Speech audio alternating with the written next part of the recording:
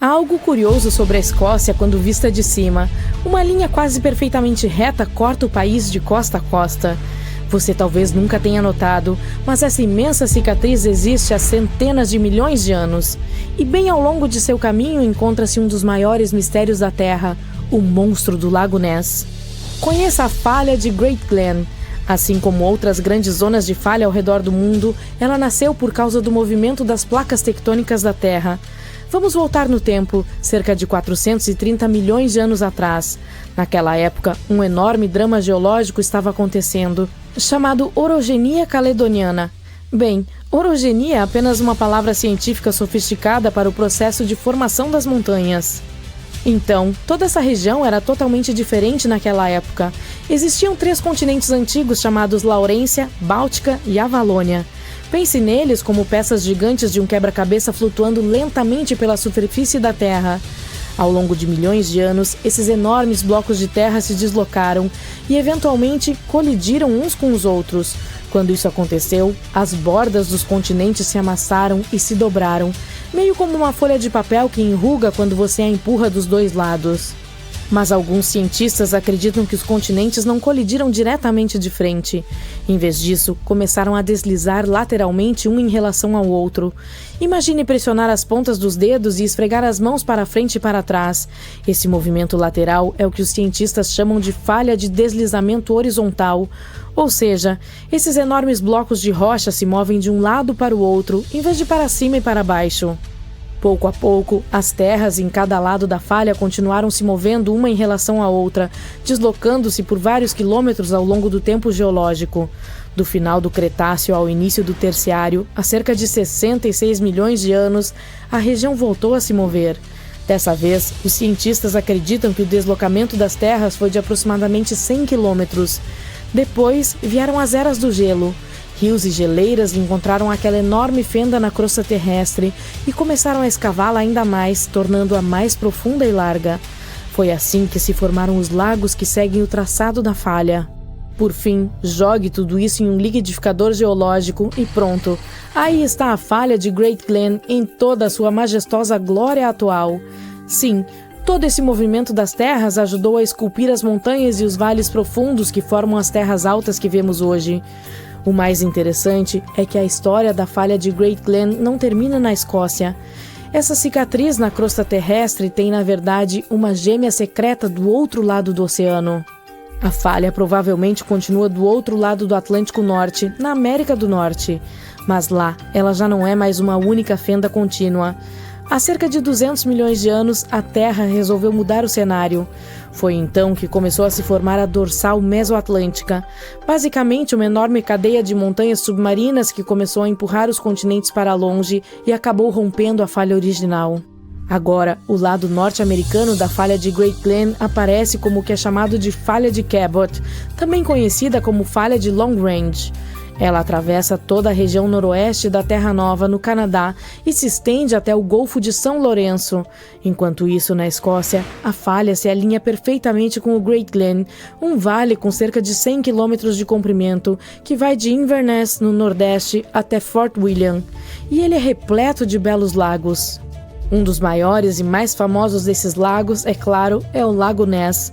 Sim, estou falando do Lago Ness, aquele misterioso corpo d'água que dizem ser o lar do monstro do Lago Ness.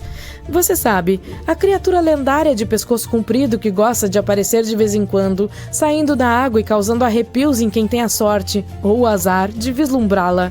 Pelo menos é o que dizem. Mas, apesar de muitos anos de buscas pela criatura, usando de tudo, desde drones com imagem térmica até mini-submarinos, ninguém jamais encontrou provas reais da existência do monstro. E um fato interessante é que o monstro do Lago Ness pode estar diretamente ligado à falha de Great Glen. Alguns geólogos acreditam que muitos dos supostos avistamentos do Ness podem ser, na verdade, apenas bolhas. Bolhas grandes e provavelmente causadas pela própria falha. A questão é que todo o movimento nessa região não ficou restrito a milhões de anos atrás. Nos últimos 150 anos ocorreram alguns terremotos moderados que abalaram ocasionalmente as terras altas. Quando as linhas de falha se movem, mesmo que só um pouquinho, elas podem liberar bolsões de gás presos no subsolo. Então, as bolhas que sobem podem agitar a superfície de um lago, criando ondulações, ondas ou movimentos repentinos na água. E é exatamente o tipo de coisa que, para alguém observando da margem, pode parecer uma criatura gigantesca nadando logo abaixo da superfície. Mas na realidade, pode ser apenas a Terra se movendo uma fração de centímetro ao longo daquela antiga falha. Ou, como eu gosto de dizer, o lago soltou um pum. A grande questão, essa região ainda está se movendo? Quero dizer, essa enorme fenda geológica realmente continua aumentando hoje em dia? Bem, é difícil dizer, porque os cientistas não concordam totalmente. Alguns pesquisadores acreditam que a falha de Great Glen ainda está ativa. Ela é classificada como uma falha de deslizamento lateral reativada, o que significa que pode ainda haver alguma atividade acontecendo nas profundezas do subsolo. As rochas em cada lado talvez ainda estejam sob tensão e se movendo lentamente uma em relação à outra. E, de fato, tremores moderados ocasionais foram registrados nos últimos 150 anos, geralmente com magnitudes em torno de 3 ou 4. Mas nem todos estão convencidos. Outros cientistas apontam que não há evidências sólidas de uma atividade moderna significativa ao longo da falha principal. E a atividade sísmica dos últimos séculos não tem sido forte o suficiente para provar que a falha está realmente em movimento. Pegue, por exemplo, o terremoto de Inverness, que ocorreu em 1901. Até hoje, ele é considerado um dos mais fortes já registrados na Escócia. Ele foi sentido em todo o país, e o tremor chegou a danificar vários prédios em Inverness. A situação foi tão intensa que deu a impressão de, meu Deus, essa fenda está definitivamente crescendo. Mas os especialistas não estão tão convencidos. Alguns acreditam que o tremor provavelmente ocorreu em uma falha secundária conectada à falha de Great Glen, mas não diretamente na falha principal. Então, mais uma vez, é difícil afirmar com certeza se a falha de Great Glen ainda está realmente ativa hoje. Apesar de todos os diferentes estudos e debates ao longo dos anos, há apenas algumas conclusões sobre essa imensa fenda com as quais todos concordam. A falha é excepcionalmente reta, é extremamente antiga e é incrivelmente profunda, por qualquer padrão. Mas esse não é o único fato interessante sobre o território da Escócia. Vamos viajar até as ilhas que ficam ao largo da costa noroeste do continente, até a ilha de Skye. Esse lugar já foi o lar de uma grande variedade de dinossauros durante o período Jurássico Médio. Acontece que encontrar fósseis de dinossauros dessa época é algo extremamente raro, mas a ilha de Skye é uma exceção. Os especialistas descobriram que, há cerca de 167 milhões de anos, dinossauros andavam pelas margens lamacentas de uma lagoa quente naquela região. Enquanto se reuniam em volta desse antigo bebedouro, deixaram para trás camadas de pegadas sobrepostas. Essas marcas foram observadas pela primeira vez no início da década de 1980, mas na época, os pesquisadores concluíram que se tratavam de tocas petrificadas de peixes antigos. Depois, em 2019, um estudante de pós-graduação da Universidade de Edimburgo foi até lá e pensou: não, isso aqui são claramente pegadas de dinossauros de 3 dedos. E ele estava certo. Ao longo de vários anos de trabalho de campo, ele e seus colegas descobriram mais de 130 pegadas individuais. A equipe acredita que essas marcas foram deixadas por megalossauros, grandes dinossauros com cerca de 6 metros de comprimento, que eram carnívoros ferozes. Na verdade, eles ocupavam o topo da cadeia alimentar local durante o período Jurássico Médio. Mas na época em que essas pegadas foram feitas, uma fenda gigante com mais de 3.200 quilômetros está se abrindo na África. Estrada, casas e até escolas estão sendo destruídas. Agora, cientistas acham que finalmente descobriram o que está causando isso. Uma enorme coluna de rocha fervente, chamada superpluma, subindo das profundezas da Terra, e ela está lentamente separando a Terra, centímetro por centímetro. Mas essa não é uma mudança pequena. O continente está se partindo em 2, e a pista do que ocorre pode estar a milhares de quilômetros no Havaí. E por que os Estados Unidos de repente têm um papel em tudo isso? Espera aí, já chegamos lá. Primeiro, é importante saber que essa não é uma informação nova. A África vem se dividindo lentamente há cerca de 25 milhões de anos. Isso ocorre em uma região chamada Sistema de Rift do Leste Africano. Ele se estende por milhares de quilômetros da Etiópia até Moçambique e é o maior sistema de rift continental ativo do planeta. E com isso, quero dizer lugares onde a crosta terrestre está sendo esticada e separada, causando falhas, terremotos e erupções vulcânicas. Coisa assustadora, para dizer o mínimo. Em 2018, por exemplo, uma fenda enorme surgiu perto de uma cidadezinha a oeste da capital do Quênia, Nairobi. Em alguns pontos tinha cerca de 20 metros de largura. Isso é quase o comprimento de 2 ônibus escolares estacionados um atrás do outro. Tudo aquilo foi aterrorizante. Aconteceu rápido e deixou um rastro de destruição. Estrada foram cortadas, fazenda destruída. As pessoas estavam apreensivas enquanto o chão se abria sob seus pés. E digo isso literalmente. Um homem viu a fenda rasgar sua casa ao meio. Ele mal teve tempo de pegar alguns pertences antes que sua casa inteira desabasse. Parece assustador, não é? Como ocorreu na região do Rift do leste africano, o pânico se espalhou rápido. A mídia caiu em cima, alegando-se a prova de que a África está se dividindo. Quem estava perto da fenda pensou, nossa, já está acontecendo, e muitos ainda acreditam nisso hoje. Mas não é bem assim, pelo menos não com aquela fenda em particular. Pois após o pânico inicial, vídeos e fotos revelaram pistas de que não tinha relação com o movimento das placas tectônicas. Primeira pista, os dois lados da fenda não batiam. Como tentar encaixar peças erradas de um quebra-cabeça, eles simplesmente não se alinhavam. Segunda pista, a abertura não era uma linha contínua. Havia algum tipo de pontes de solo no meio? Tudo isso mostrou que foi uma erosão repentina. Digo, alguns especialistas creem que a fenda já foi preenchida por cinzas vulcânicas do Monte Longonó, mas a região foi atingida por chuvas fortes. Quando a água encharcou o solo, ela lavou as cinzas, deixando a abertura exposta. Problema resolvido. Mesmo após a verdade aparecer, já era tarde demais. Esse evento trouxe de volta a conversa de que a África está se dividindo, e a questão é a seguinte. Embora aquela fenda não tenha nada a ver com isso, não se engane, a África está se separando. Isso porque o continente fica entre duas placas tectônicas, a placa Somália a leste e a placa Núbia a oeste. O problema é que elas estão se afastando e, conforme se separam, a fenda no rift do leste africano continua aumentando. Eventualmente, a placa Somali pode se separar totalmente da placa Núbia, criando uma massa de terra nova, algo na escala de Madagascar ou até da Nova Zelândia. Mas você não precisa se preocupar, esse processo é muito, muito lento, tão lento que nenhum de nós o verá terminado. Especialistas dizem que o continente se afasta cerca de 0,3 polegadas por ano em alguns lugares. Para você ter uma ideia, isso é menos que o comprimento da sua unha. Então, podemos dizer que essa divisão levará milhões de anos, o que é bom para quem vive lá, mas isso não significa que eles não sentirão os efeitos dessa lenta ruptura. Na verdade, eles já estão acontecendo. Veja a região de Afar, na Etiópia, por exemplo. Lá em 2005, essa área mostrou o quão imprevisível a fenda pode ser. Em um curto período, 420 terremotos atingiram a área, abrindo uma fissura enorme. O que costuma levar séculos aconteceu em poucos dias, desafiando o que os cientistas sabiam sobre a velocidade das mudanças geológicas. Na época, a fenda se estendeu por mais de 35 milhas e a vida ao redor ainda não é nada fácil. Terremotos recentes destruíram grande parte da infraestrutura local. 37 escolas foram danificadas, deixando 5.000 alunos sem salas de aula. E isso foi só uma parte do estrago.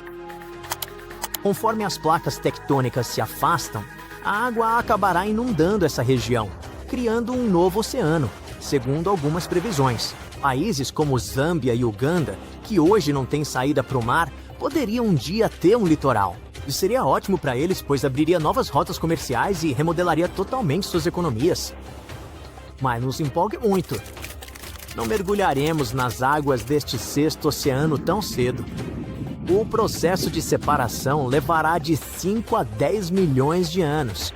Mas é difícil dizer quando, pois grandes eventos sísmicos podem acelerar tudo.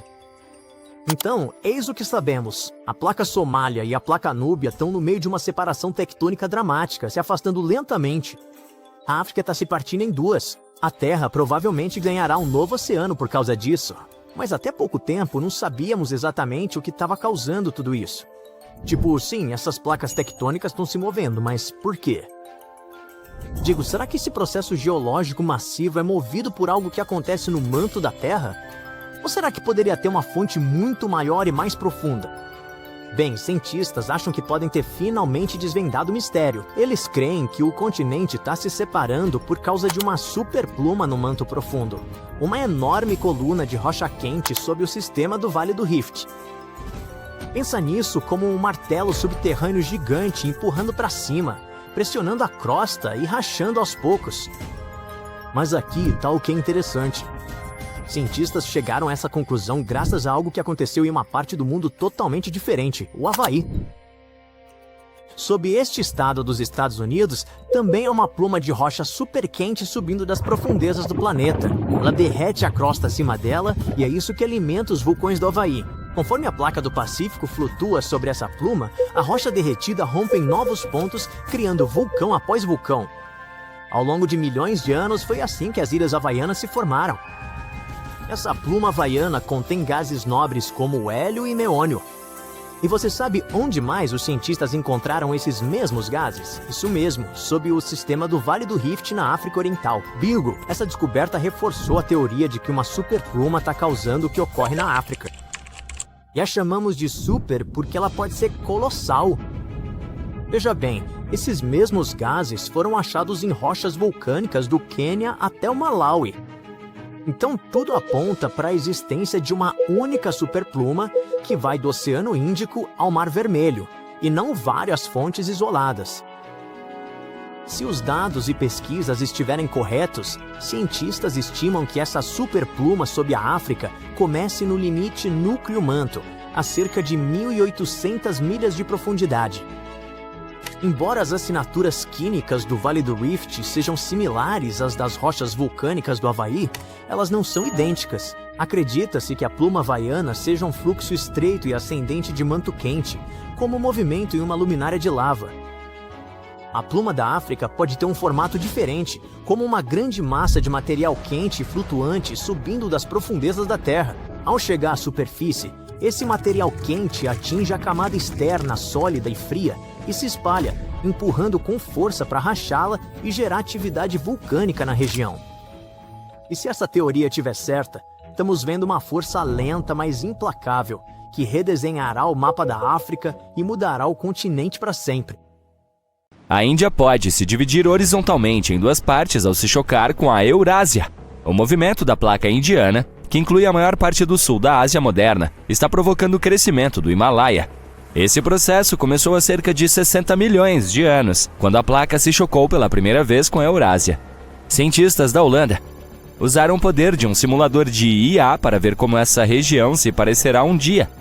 O modelo de computador mostrou que o subcontinente indiano se fundirá com o chifre da África em aproximadamente 200 milhões de anos. As atuais cidades de Mumbai e Mogadíscio se tornarão vizinhas. Elas se situarão ao longo da cadeia de montanhas recém-formada que os cientistas batizaram provisoriamente de Somalaya. Do outro lado dessa formação geológica, Madagascar se conectará com Sumatra, enquanto Calcutá e a ilha de Maurício ocuparão a mesma região. O Sri Lanka deixaria de existir ao se tornar parte do continente indiano. Mas ao norte, os cientistas preveem que o Himalaia aumentará de altura em um futuro próximo. Como a placa indiana continua a se mover para o norte, haverá grandes mudanças na paisagem ao redor. A linha de falha atual se deslocará mais para o sul. Dezenas de milhares de anos no futuro, talvez não haja Nepal. A cordilheira do Himalaia terá se expandido lateralmente para envolver o país montanhoso. E pode haver muito mais terremotos nessa parte do mundo devido a esse movimento. A maioria dos pesquisadores concorda que a velocidade com que a Índia está se movendo para o norte, em direção à Eurásia, é de apenas 0,2 centímetros por ano. Alguns deles acham que isso está acontecendo devido à flutuabilidade da placa. Ela impede que a placa indiana afunde no manto, o que dá ao Tibete sua topografia elevada. Outros estudiosos acreditam que a estrutura está se dobrando sob pressão. O processo se assemelha ao que acontece com uma folha de papel quando você a empurra horizontalmente contra uma parede. Ao aplicar mais pressão em sua borda, a folha começa a se elevar no meio. No mundo real, essa protuberância seria o Planalto tibetano. Uma teoria recente nos dá a terceira explicação para o processo. O artigo ainda precisa passar por uma revisão por pares, mas as descobertas são intrigantes. A equipe internacional de pesquisadores introduziu um novo conceito: a delaminação da placa indiana. Esse termo significa simplesmente a separação de camadas em um material que deveria estar unido. Pense em um sanduíche com fatias de queijo e presunto entre dois pães. Retire uma dessas camadas do sanduíche e você terá uma delaminação. Em termos geológicos, esse processo envolve o deslocamento da parte superior da placa e seu deslocamento para cima. No caso da placa indiana, essa é a seção que sustenta a elevação do Tibete. A seção inferior é mais densa, o que a faz afundar no manto. As placas tectônicas são, dessa forma, semelhantes a um bolo em camadas. Os chefs colocam a camada esponjosa e mais densa na parte inferior para que a parte superior mais pesada não a esmague. Os cientistas desenvolveram sua tese analisando gases de hélio em amostras de água das fontes termais da região. O hélio 3 é um isótopo raro que mostra que o manto está próximo à superfície da Terra. Os pesquisadores mediram as proporções de isótopos de hélio em 200 fontes tibetanas. O padrão que eles observaram mostra a proximidade do manto com a superfície do norte do Tibete. Mais ao sul, eles encontraram uma abundância de hélio 4, outro isótopo, o que significa que a placa está intacta. Ela forma uma barreira que o hélio 3 não consegue penetrar, exceto em uma região próxima ao Butão, na parte leste do Himalaia.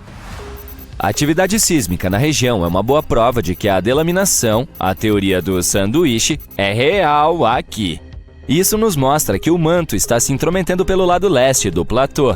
Esse conceito coloca em questão as ideias antigas e estabelecidas sobre o comportamento das placas tectônicas. Os cientistas por trás do estudo suspeitam de que o formato único da placa indiana contribui para o processo de delaminação. Ela é a mais espessa em seu ponto mais ao norte e a mais fina nas laterais. Se tudo isso for verdade, significará que as colisões continentais têm uma natureza mais dinâmica e complexa do que os geólogos acreditavam anteriormente. Os cientistas ainda não têm evidências concretas suficientes para provar a exatidão da nova teoria, apenas indícios. Perfurar a profundidades de mais de 90 quilômetros é mecanicamente impossível no momento. Essas escavações são necessárias para se ter 100% de certeza de que o processo de delaminação está ocorrendo. Com a tecnologia certa, poderemos entender melhor os riscos associados a terremotos na região Ásia-Pacífico. Essa região abriga o famoso Anel de Fogo, onde 75% dos vulcões da Terra estão localizados. 9 em cada 10 de todos os terremotos ocorrem aqui. A placa tectônica de Índia, Austrália e Capricórnio sob o Oceano Índico também é importante para solucionar os mistérios tectônicos da Terra. O termo que os geofísicos usam é limite de placa nascente. Esses são locais onde as placas tectônicas estão apenas começando a se separar ou a se empurrar umas contra as outras. Eles representam o estágio inicial de um limite de placa completo. Essa transformação geológica se desenvolve em um ritmo de apenas 5% de 2,5 centímetros por ano. Isso é tão longo quanto a largura de um fio de espaguete. Mas não deve nos preocupar muito do ponto de vista atual. A placa Índia, Austrália e Capricórnio está destinada a se dividir ao meio no decorrer de dezenas de milhões de anos. Cientistas da França estudaram os registros de 2 terremotos ocorridos em 2012 e concluíram que deve haver uma fronteira nascente no local. Normalmente, os terremotos ocorrem em locais onde 2 ou mais placas tectônicas se encontram. Mas os tremores no Oceano Índico ocorreram no meio da placa. Os cientistas usaram um sonar para mapear o fundo do mar e ver o que realmente estava acontecendo ali. Após um exame mais aprofundado da área marinha ao largo da costa da Austrália Ocidental, os pesquisadores encontraram uma rede complexa de 62 bacias de separação ao longo de uma zona de fratura. Os dados científicos corroboraram a ideia de que a placa tectônica estava se rompendo lenta, mas seguramente. Essa é outra prova de que a camada externa de nosso planeta é dinâmica, não estática. Em alguns casos, não é preciso ser um cientista para perceber essas poderosas forças subterrâneas. Fendas enormes surgiram quase da noite para o dia devido às fortes chuvas em uma região sismicamente ativa na zona rural do Quênia.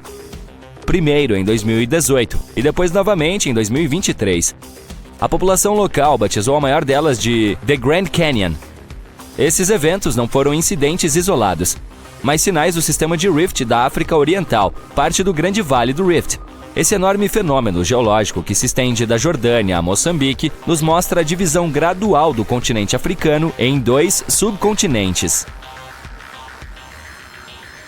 É possível encontrar vales de rifts em todo o mundo como prova de como os movimentos das placas tectônicas estão mudando o planeta. O rift da África Oriental mostra a dinâmica subjacente das placas Núbia e Somali. A placa Núbia suporta a maior parte da África e a placa Somali, menor, abriga o chifre da África.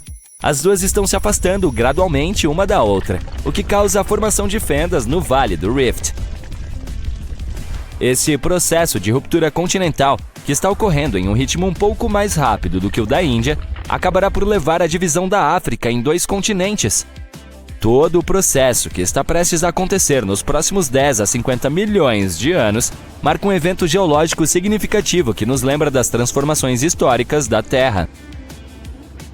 A última vez que a geografia do nosso planeta mudou tão drasticamente foi durante o período Jurássico. O mapa-mundi desse período parece reconhecível, mas as massas de terra estavam estranhamente posicionadas a partir da perspectiva moderna.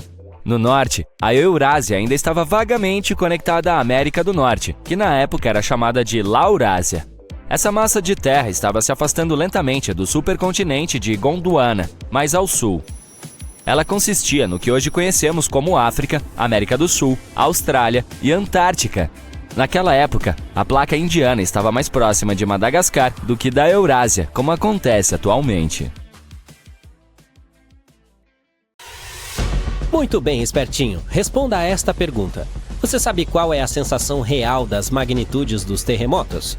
Na magnitude 1, você não perceberia nada. Na 3, talvez o seu café, se estiver bebendo, seja derramado. Na 5, as coisas podem começar a tremer nas prateleiras, e isso definitivamente faz seu coração disparar. Mas e 7,5? É quando o próprio solo se rasga, os edifícios balançam e ruas inteiras podem se dividir. E agora os cientistas alertam que uma falha que pensávamos não estar mais ativa poderia desencadear algo tão forte sobre uma pequena e sonolenta cidade no Canadá. Se você passar o dedo pelo mapa do noroeste do Canadá, encontrará Dawson City, em Yukon. Parece um lugar para fugir da civilização. Afinal, ela tem apenas cerca de 1.600 habitantes. É tranquila, remota e famosa por seu passado de corrida do ouro. No final da década de 1890, se transformou em uma cidade em expansão quase que da noite para o dia, à medida que os garimpeiros buscavam ouro.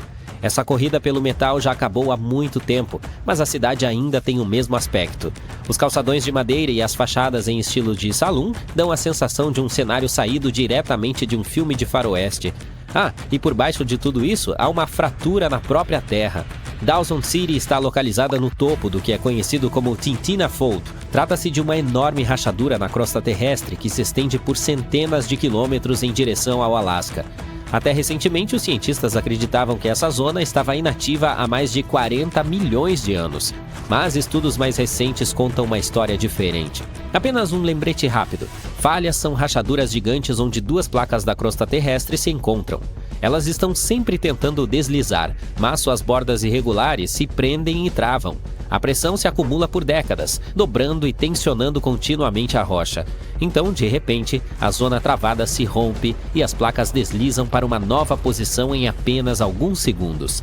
Esse solavanco abrupto libera toda a energia armazenada, enviando ondas sísmicas para o exterior. A consequência do tremor é chamada de terremoto. Os cientistas dizem que o solo em cada lado de Tintina vem tentando deslizar por si mesmo há muito tempo, mas está preso. E agora essa zona emperrada acumulou cerca de 6 metros de tensão. Essa é a distância que a Terra se deslocaria para o lado se tudo cedesse de uma vez. Isso não é apenas uma pequena rachadura, é algo típico de um filme de desastre. Se toda essa tensão acumulada se romper de uma só vez, o resultado poderá ser um terremoto de magnitude 7,5. Qual é a força disso? Muito forte. Então, o que acontece durante um abalo sísmico? O tremor pode durar 30 segundos ou mais, o que é uma eternidade quando as paredes estão balançando e o chão parece estar rolando sob seus pés. Se você estiver perto da falha, as coisas podem ficar realmente assustadoras. O solo não apenas treme, ele pode dar um grande passo para o lado e levar a algumas reformas.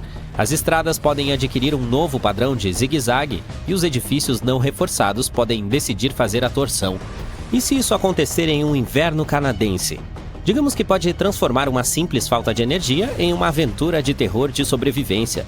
Estar em um solo macio é como sentar-se em uma gelatina que balança, amplifica o tremor. A rocha sólida é um pouco mais estável, no entanto, ainda é perigosa. Por exemplo, no México, em 2003, um terremoto de magnitude 7,5 danificou mais de 43 mil casas, arruinou estradas e cortou a energia por quilômetros. Em Sulawesi, em 2018, a mesma magnitude não apenas arrasou edifícios, mas provocou um tsunami e liquefação. O bairro inteiro foi engolido quando o solo se transformou em areia movediça. Aqui está algo interessante. A maioria das pessoas não pensa no Canadá como um país de terremotos, mas na verdade há cerca de 5 mil terremotos por ano lá. Entretanto, eles são tão pequenos que você nunca os sentiria. O verdadeiro ponto crítico é a costa oeste, perto da Colômbia Britânica.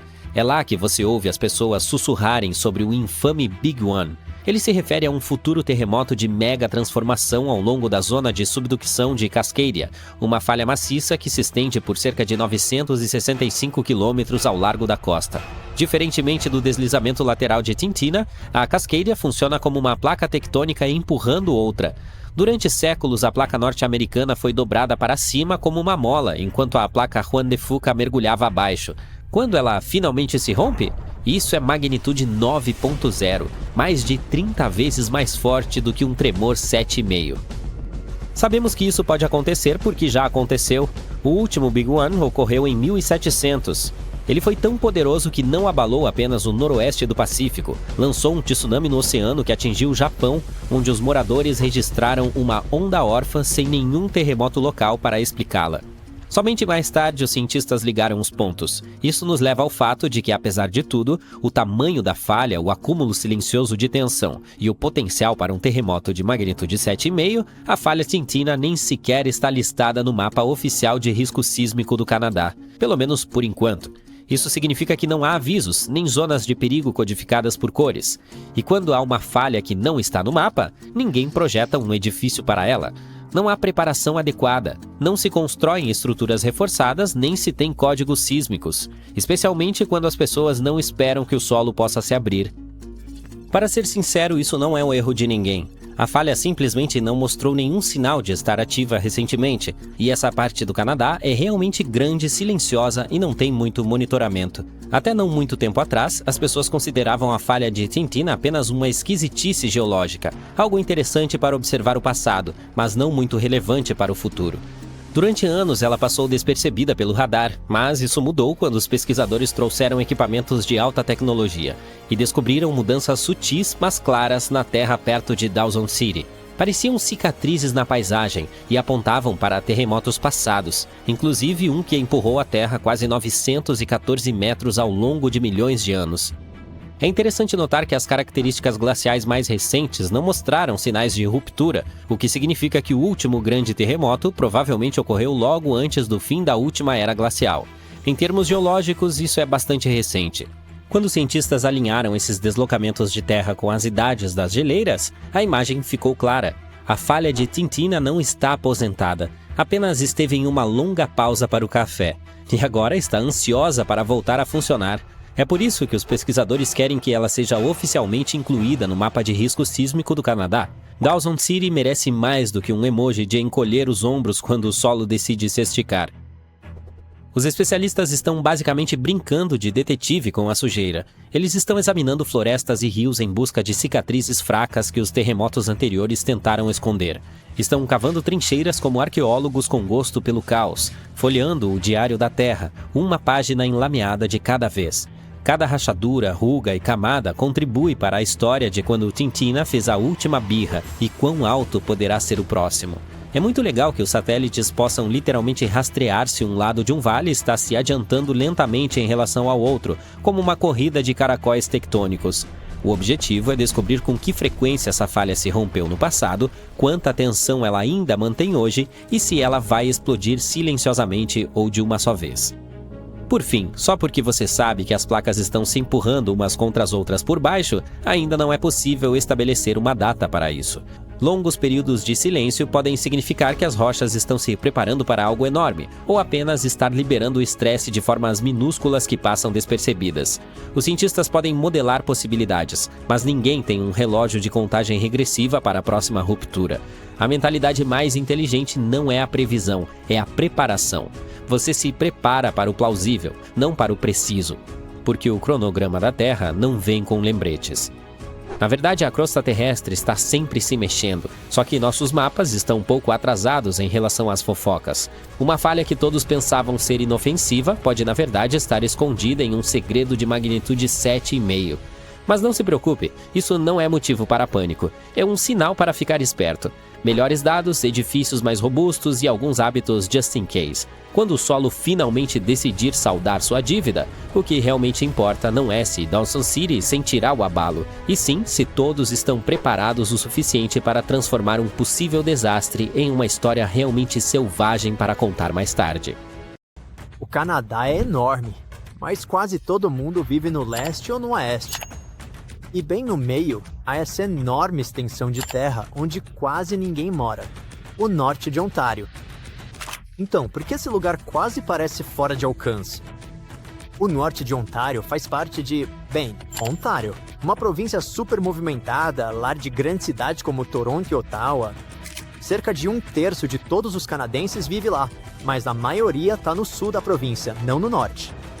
Mas isso não faz muito sentido quando você pensa bem, porque a parte norte é muito, muito maior.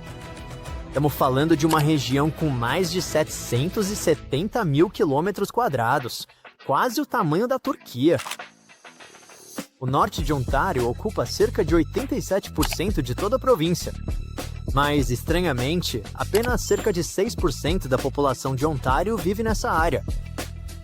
Mas antes de começar a sonhar em se mudar para lá em busca de paz e sossego, espere, há 4 grandes razões pelas quais as pessoas não vão, e, sinceramente, você provavelmente concordará. Razão número 1, a própria Terra. Procura a região no Google Earth e tudo que verá é uma enorme extensão de espaço vazio.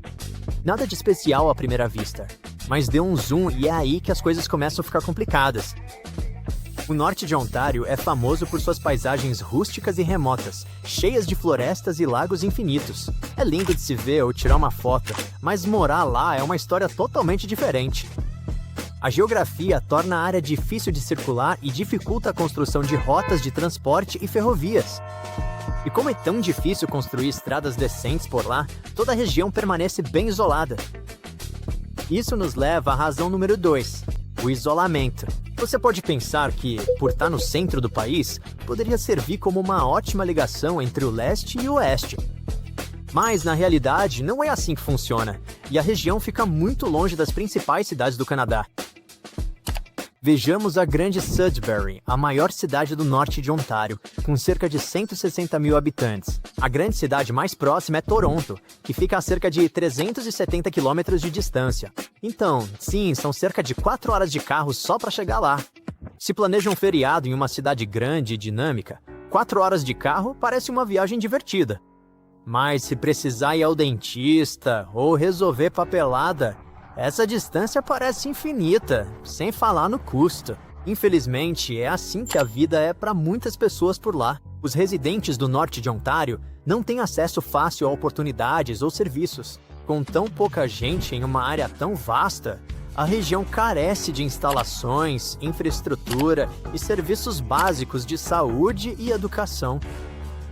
As pessoas lá às vezes lidam com infraestrutura precária ou inexistente, como falta de estradas, aeroportos, hospitais e escola. Sem essas coisas, se estabelecer é muito difícil. E em áreas rurais é ainda pior, porque a falta de serviços pode prejudicar seriamente a qualidade de vida. Psicologicamente falando, isso também não é nada bom. As pessoas podem acabar se sentindo isoladas e sozinhas, e o clima congelante não ajuda. O que nos leva ao motivo número 3 de por que a maioria das pessoas não vive no norte de Ontário, o clima rigoroso. Se você não é fã de frio, com certeza deve tirar essa região da sua lista de viagens.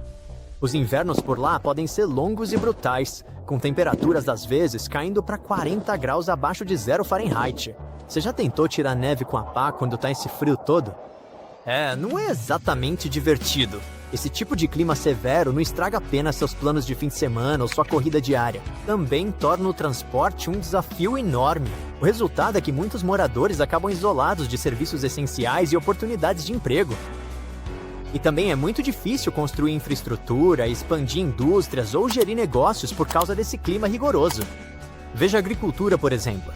Comparado ao sul de Ontário, a região norte tem uma temporada de cultivo mais curta e um clima muito mais frio. Embora culturas como aveia, batata e vagem aguentem o frio, o clima geralmente limita a variedade do que pode ser cultivado.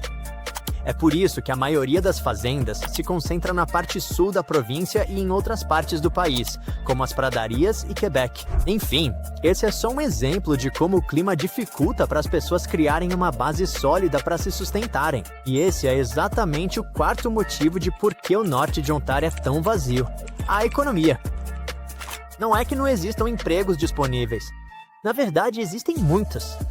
Em 2023, a parte norte de Ontário teve algumas das maiores taxas de vagas de emprego do país. Então, ao contrário de muitas partes do mundo, é um lugar onde há toneladas de empregos disponíveis, mas ninguém para ocupá-los. Um motivo para as pessoas não aceitarem esses empregos é que muitas delas são mais velhas. Basta olhar para o Elliott Lake, por exemplo. 42% das pessoas que vivem na cidade têm mais de 65 anos. Essa é a terceira maior concentração de idosos em qualquer lugar do Canadá, mas também não é tão diferente assim no resto da região. Estimativas mostram que, até 2036, pessoas com 65 anos ou mais representarão quase 30% da população total do norte de Ontário. E você vê o que acontece quando eles chegam aos 65, certo? Eles têm suas aposentadorias e voltar a trabalhar simplesmente não está nos planos. Esse problema só piora porque os jovens simplesmente não parecem interessados em morar lá. Todo ano, muitos estudantes de cerca de 17 ou 18 anos fazem as malas e atravessam a província de carro ou o país de avião para estudar longe de suas casas no norte, e muitos deles não voltam. Mas isso é bem estranho, considerando que a região tem uma economia forte, especialmente na mineração. Vejam a área de Red Lake, por exemplo. Está cheia de ouro. Na verdade, abriga uma das jazidas de ouro mais ricas do mundo e já produziu mais de 30 milhões de onças do metal. Isso com certeza ajudou o Canadá a se manter entre os 5 maiores produtores de ouro do mundo. Depois, tem esta região conhecida como o Anel de Fogo. Fica em torno do Lago McFaulds, no distrito de Kenora, e cobre cerca de 1.900 milhas quadradas. É rica em minerais valiosos como cromita, cobalto, níquel, cobre e platina. Hoje em dia, a indústria de mineração do norte de Ontário está voltando com tudo e atraindo novos investimentos. Isso está acontecendo porque o mundo, de repente, busca desesperadamente por minerais críticos. Com isso, quero dizer elementos essenciais usados em tecnologias modernas, como smartphones e sistemas de energia renovável. Minerais como cobalto, níquel e cobre são especialmente importantes para fabricar as baterias que alimentam carros elétricos, por exemplo. Então, agora, parece que todo o cenário de mineração na região está indo muito bem, mas a indústria já passou por muitos altos e baixos, com flutuações e períodos de declínio. E isso, somado à possível falta de variedade de empregos fora da mineração, faz com que as pessoas tenham mais chances de deixar a região em busca de oportunidades melhores. Curiosamente, porém, as mineradoras agora lutam para encontrar trabalhadores qualificados no norte de Ontário. E isso provavelmente se deve a todos os motivos que já mencionamos: população envelhecida, clima severo, geografia difícil e a grande distância dos principais centros urbanos. Então é basicamente um ciclo, e as autoridades locais estão tentando quebrá-lo melhorando a infraestrutura na região, oferecendo mais incentivos e buscando formas de evitar que os jovens trabalhadores saiam. Suas estratégias incluem dar bônus por indicações de profissionais de saúde, ou pagamentos isentos para ajudar nos altos custos de energia doméstica. E há muitas outras iniciativas também. Então, sim, com estratégias como essas, é perfeitamente possível aumentar a população por lá. E quem sabe, talvez um dia esta região possa estar fervilhando de gente. O chão é lava! Haha, estava brincando, mas sinceramente, ele está meio que desmoronando. Talvez você ainda não sinta, mas uma grande parte da América do Norte já perdeu 59 quilômetros de rocha de sua fundação. E não, isso não tem a ver com terremotos ou buracos gigantes. Tem a ver com o fato de o continente estar perdendo pedaços daquilo que impede o solo de balançar como um parque de diversões ruim. Uma equipe de pesquisadores acaba de lançar uma bomba geológica. Parte do solo da América do Norte está afinando como um sorvete que pinga triste e lentamente. Como eles sabem disso? Basicamente, fizeram uma ressonância magnética de corpo inteiro de alta tecnologia na Terra e criaram mapas em 3D, mostrando como as rochas antes consideradas indestrutíveis agora estão derretendo nas entranhas do planeta como uma pizza de queijo de cabeça para baixo dentro de um forno. Mas para realmente entender essa bagunça, primeiro é preciso conhecer meus velhos amigos, crátons. Os crátons são como as raízes dos continentes. Eles são espessos, resistentes e antigos. Estamos falando de bilhões de anos. Esses carinhas sobreviveram a impactos de meteoros, supervulcões e até mesmo ao movimento tectônico das placas. Se as placas brigassem a socos, por exemplo, você pode apostar que veríamos cadeias de montanhas nascendo. Se elas se divorciassem, afastando-se uma da outra, nasceria um oceano totalmente novo. Todas essas coisas deixam cicatrizes na superfície da Terra, mas os crátons parecem sempre permanecer imperturbáveis, como as baratas da geologia. E como um cráton pode basicamente levar um soco na cara e não sentir nada, os cientistas sempre presumiram que essas coisas eram quase indestrutíveis. Mas então, um grupo de pesquisadores testou suas máquinas sofisticadas e percebeu que... Espere, os crátons estão se desfazendo? Como? Entre na placa Farallon, uma placa tectônica realmente antiga, que começou a deslizar sobre a placa principal da América do Norte há mais de 100 milhões de anos. Esse é um processo bastante normal, na verdade. É chamado de subducção e é como a Terra recicla as rochas e evita o superaquecimento. Esse processo de subducção vem ocorrendo há tanto tempo que agora o Farallon está a quase 650 quilômetros de distância do cráton, bem tranquilo no manto inferior, estranhamente perto do núcleo externo do nosso planeta. Mas o Farallon tem causado problemas, como aquele colega de quarto que se mudou, mas continua deixando coisas estranhas na geladeira. Como você pode ver, ao afundar, ele puxa a base do alicerce da América do Norte, esticando-a e fazendo com que pedaços caiam no manto profundo. E como se isso não fosse dramático o suficiente, o Farallon que está afundando também vazou água e dióxido de carbono para as rochas ao redor, tornando o cráton ainda mais macio e mais fácil de ser fragmentado. Obrigado, Farallon. Muito legal da sua parte.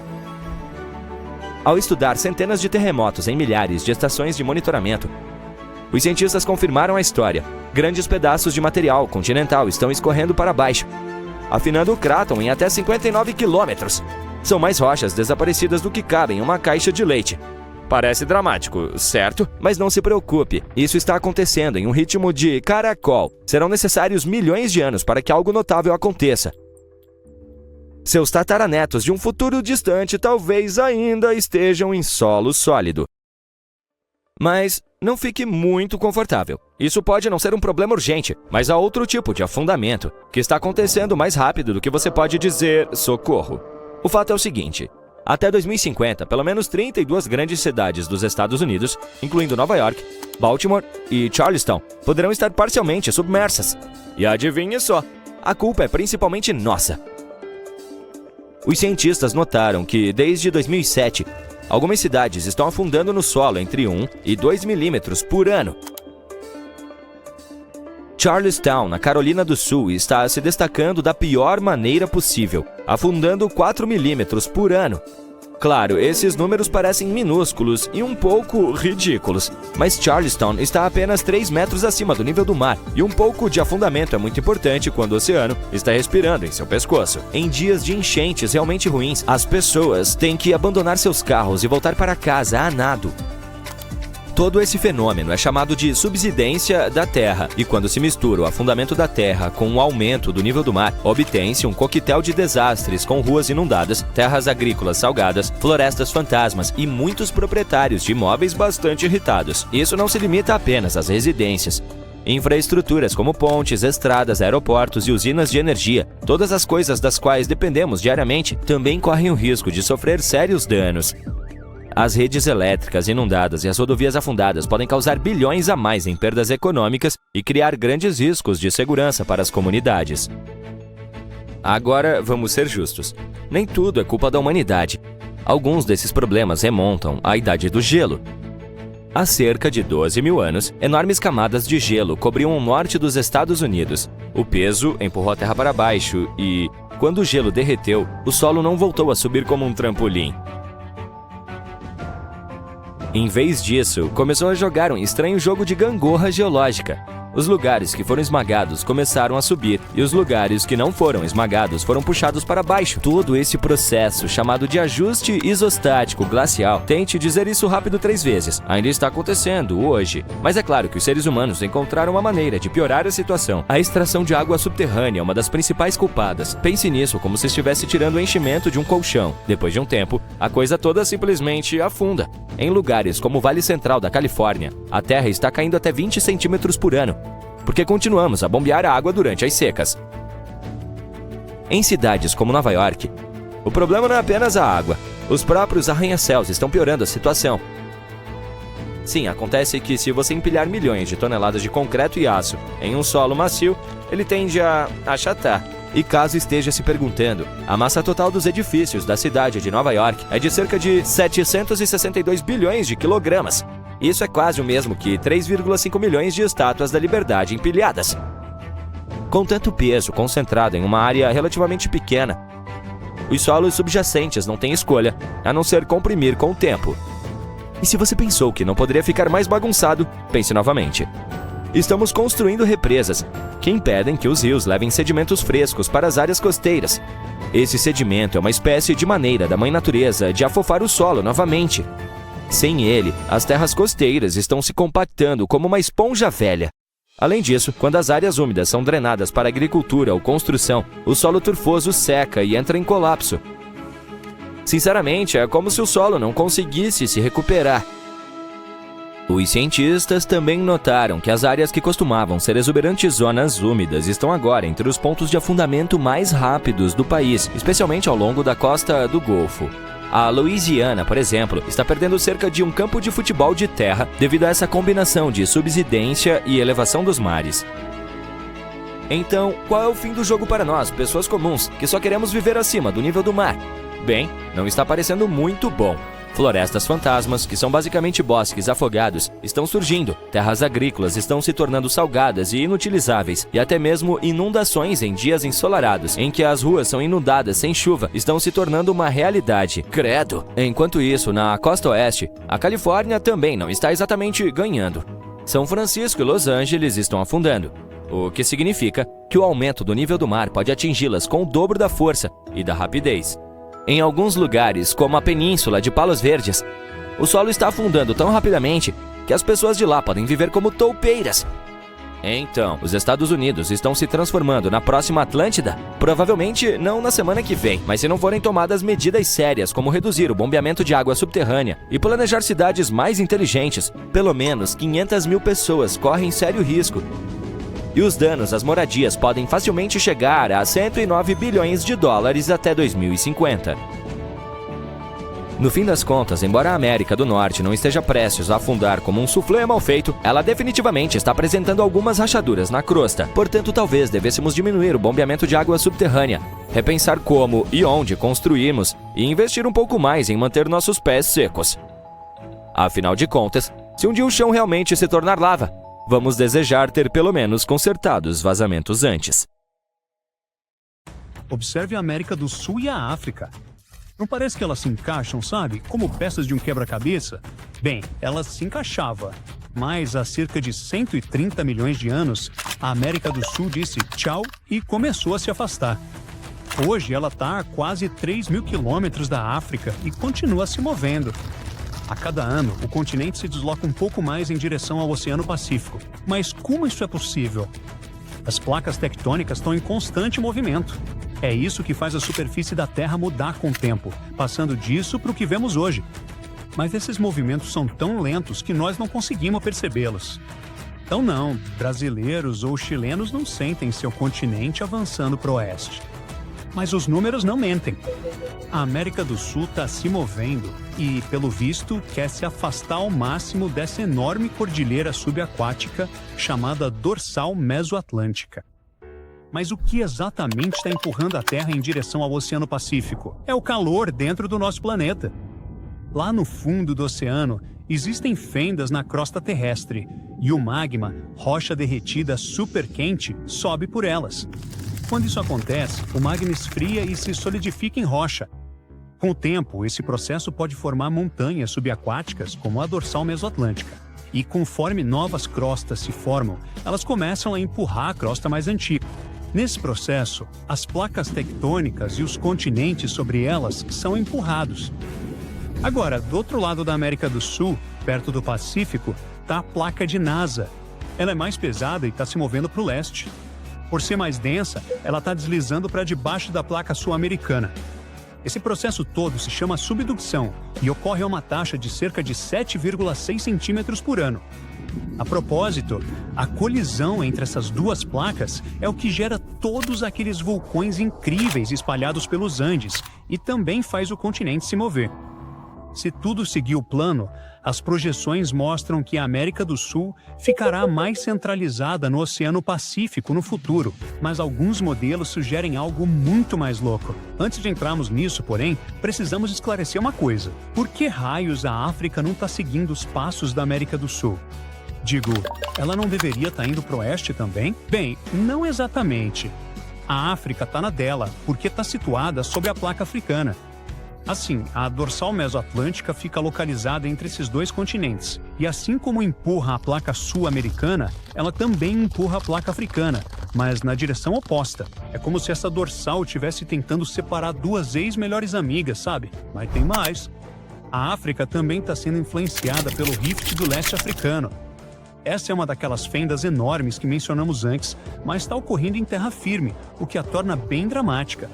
É isso que está fazendo o continente se separar lentamente. É uma longa história, mas digamos que a fenda está puxando a África em mais direções do que a América do Sul jamais enfrentou. Certo, agora finalmente chegou a hora de falar sobre aquela coisa mais louca que pode acontecer com a América do Sul e tudo ao redor no futuro. Teoria número 1. Ela poderia se separar da América do Norte.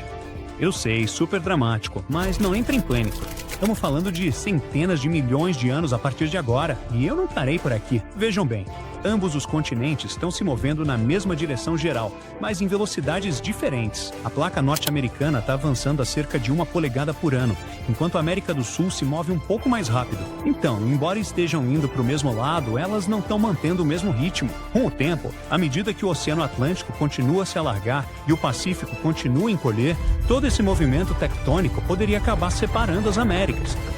Teoria número 2. A vida marinha poderia passar por algumas mudanças importantes. No momento, as Américas funcionam como uma espécie de muro gigante entre os oceanos Atlântico e Pacífico. Por causa disso, os animais marinhos evoluíram de forma diferente em cada lado. Vejam a tartaruga verde, por exemplo. As que vivem no Atlântico tendem a ser maiores e de cor mais clara.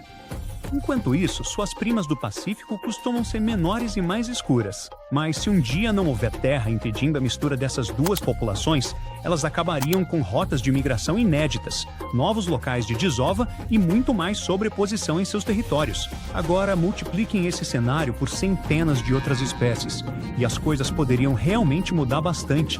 Estamos falando de novas interações, competição inesperada e talvez até o surgimento de espécies inteiramente novas. Tudo bem, teoria número 3.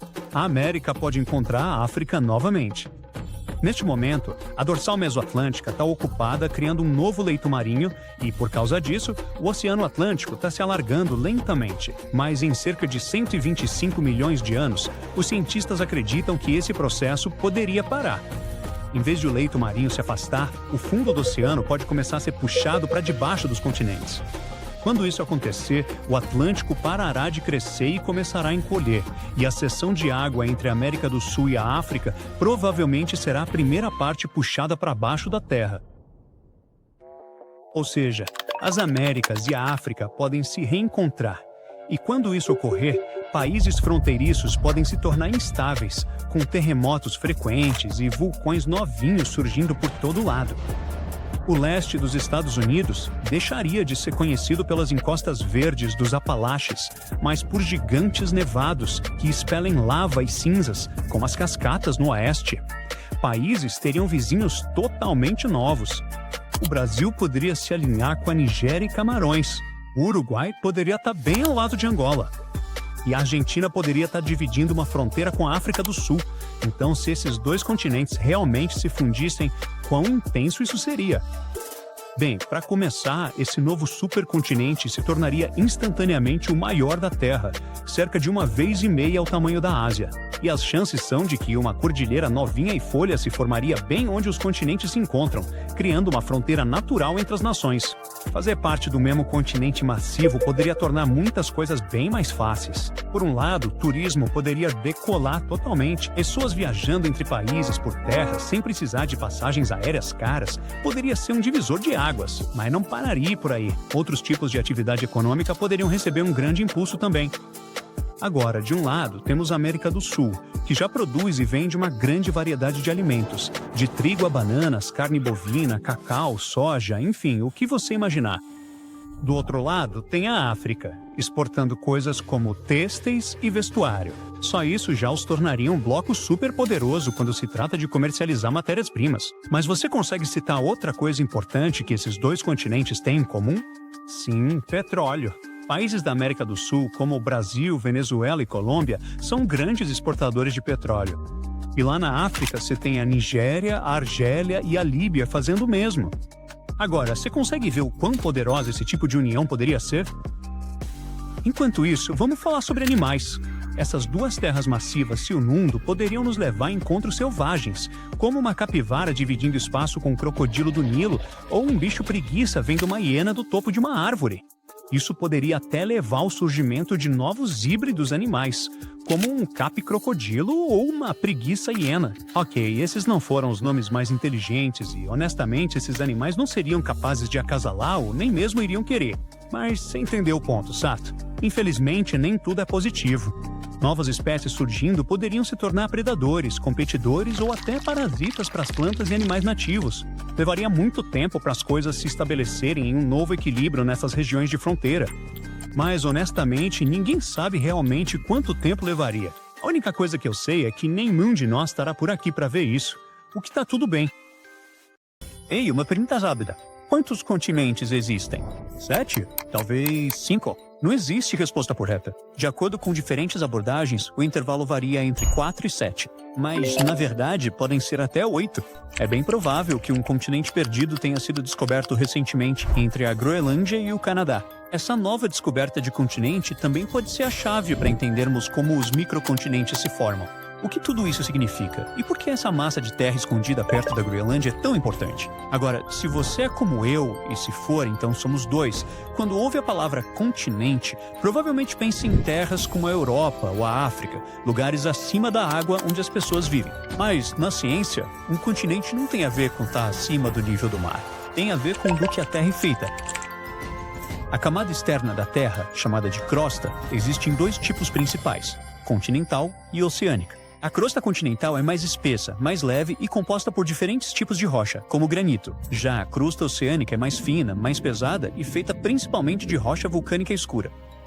Agora, a descoberta sobre o Estreito de Davis, entre a Groenlândia e o Canadá, parece ser um pedaço de massa continental, mesmo estando debaixo do oceano.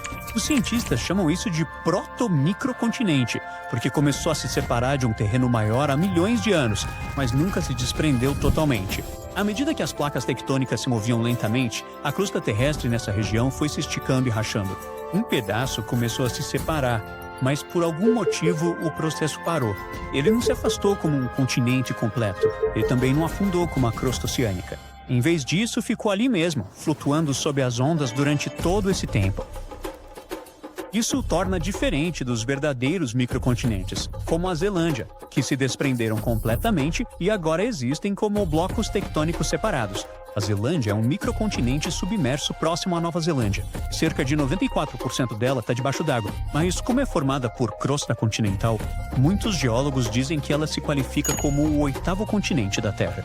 No entanto, a Zelândia ainda é motivo de debate, porque é grande demais para ser um microcontinente, e não existe um órgão global oficial para definir seu status. Não existe uma organização global como a ONU ou algum tipo de Conselho Internacional de Geologia que possa declarar: olha, isso aqui é um novo continente.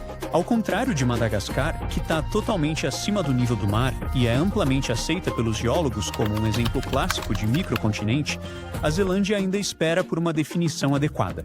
Eu sei que você provavelmente está se perguntando, mas Madagascar não é uma ilha? A resposta simples é que ela é as duas coisas. É a quarta maior ilha do mundo, completamente cercada por água. Mas também é considerada geologicamente um microcontinente, porque se separou do supercontinente Gondwana há cerca de 88 milhões de anos, e é formada por crosta continental, não crosta oceânica. Diferente de ilhas vulcânicas como o Havaí, isso aqui não foi formado só por lava. É realmente um pedaço antigo de crosta continental. Então, Madagascar preenche os dois requisitos: ilha pela geografia, microcontinente pela geologia. E é exatamente por isso que essas descobertas podem ser fascinantes. Assim como Madagascar se destaca acima das ondas, essa massa de terra recém-descoberta sobre o Estreito de Davis se destaca abaixo delas, graças à sua estrutura em comum. O que a faz se destacar é sua espessura fora do comum. A maior parte do fundo do oceano é fina como metal. Isso aqui é mais parecido com argila compactada, em camadas com materiais continentais. Debaixo desse edredom aconchegante, os cientistas descobriram algumas camadas estranhas de rocha.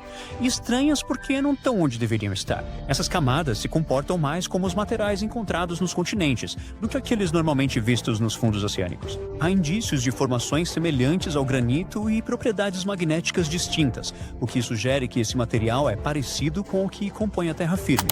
O tamanho também é impressionante.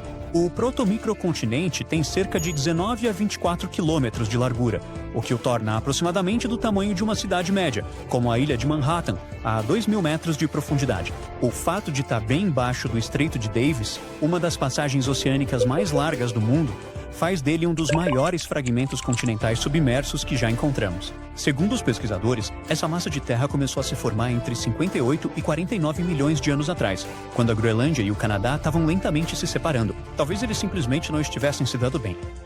Acontece. À medida que se afastavam, a crosta sobre o Estreito de Davis esticou e uma das principais falhas geológicas se deslocou, mas a separação não se completou. Cerca de 48 milhões de anos atrás, o processo de separação parou e o movimento da Groenlândia para longe do Canadá desacelerou drasticamente quando ela mais tarde esbarrou na ilha Ellesmere. É como um carro saindo da estrada e depois voltando para a rodovia. Uma curva que nunca foi completada. Foi basicamente isso que aconteceu. Um pedaço de terra ficou preso no meio desse movimento. Ele não flutuou para o oceano como um novo continente e também não foi puxado para dentro da terra. Ele simplesmente ficou onde estava, preso debaixo d'água. Mas isso não é tudo. Esse pedaço tem seu próprio sistema de falhas e os cientistas dizem que ele realmente parece uma versão em miniatura da falha de San Andreas, na Califórnia. Agora, uma falha é basicamente uma rachadura na crosta terrestre onde seções de rocha deslizam umas pelas outras. Pense nisso como um lugar onde a superfície da Terra se partiu e tentou deslizar de lado. Na Califórnia, esse movimento ainda acontece hoje e pode causar terremotos.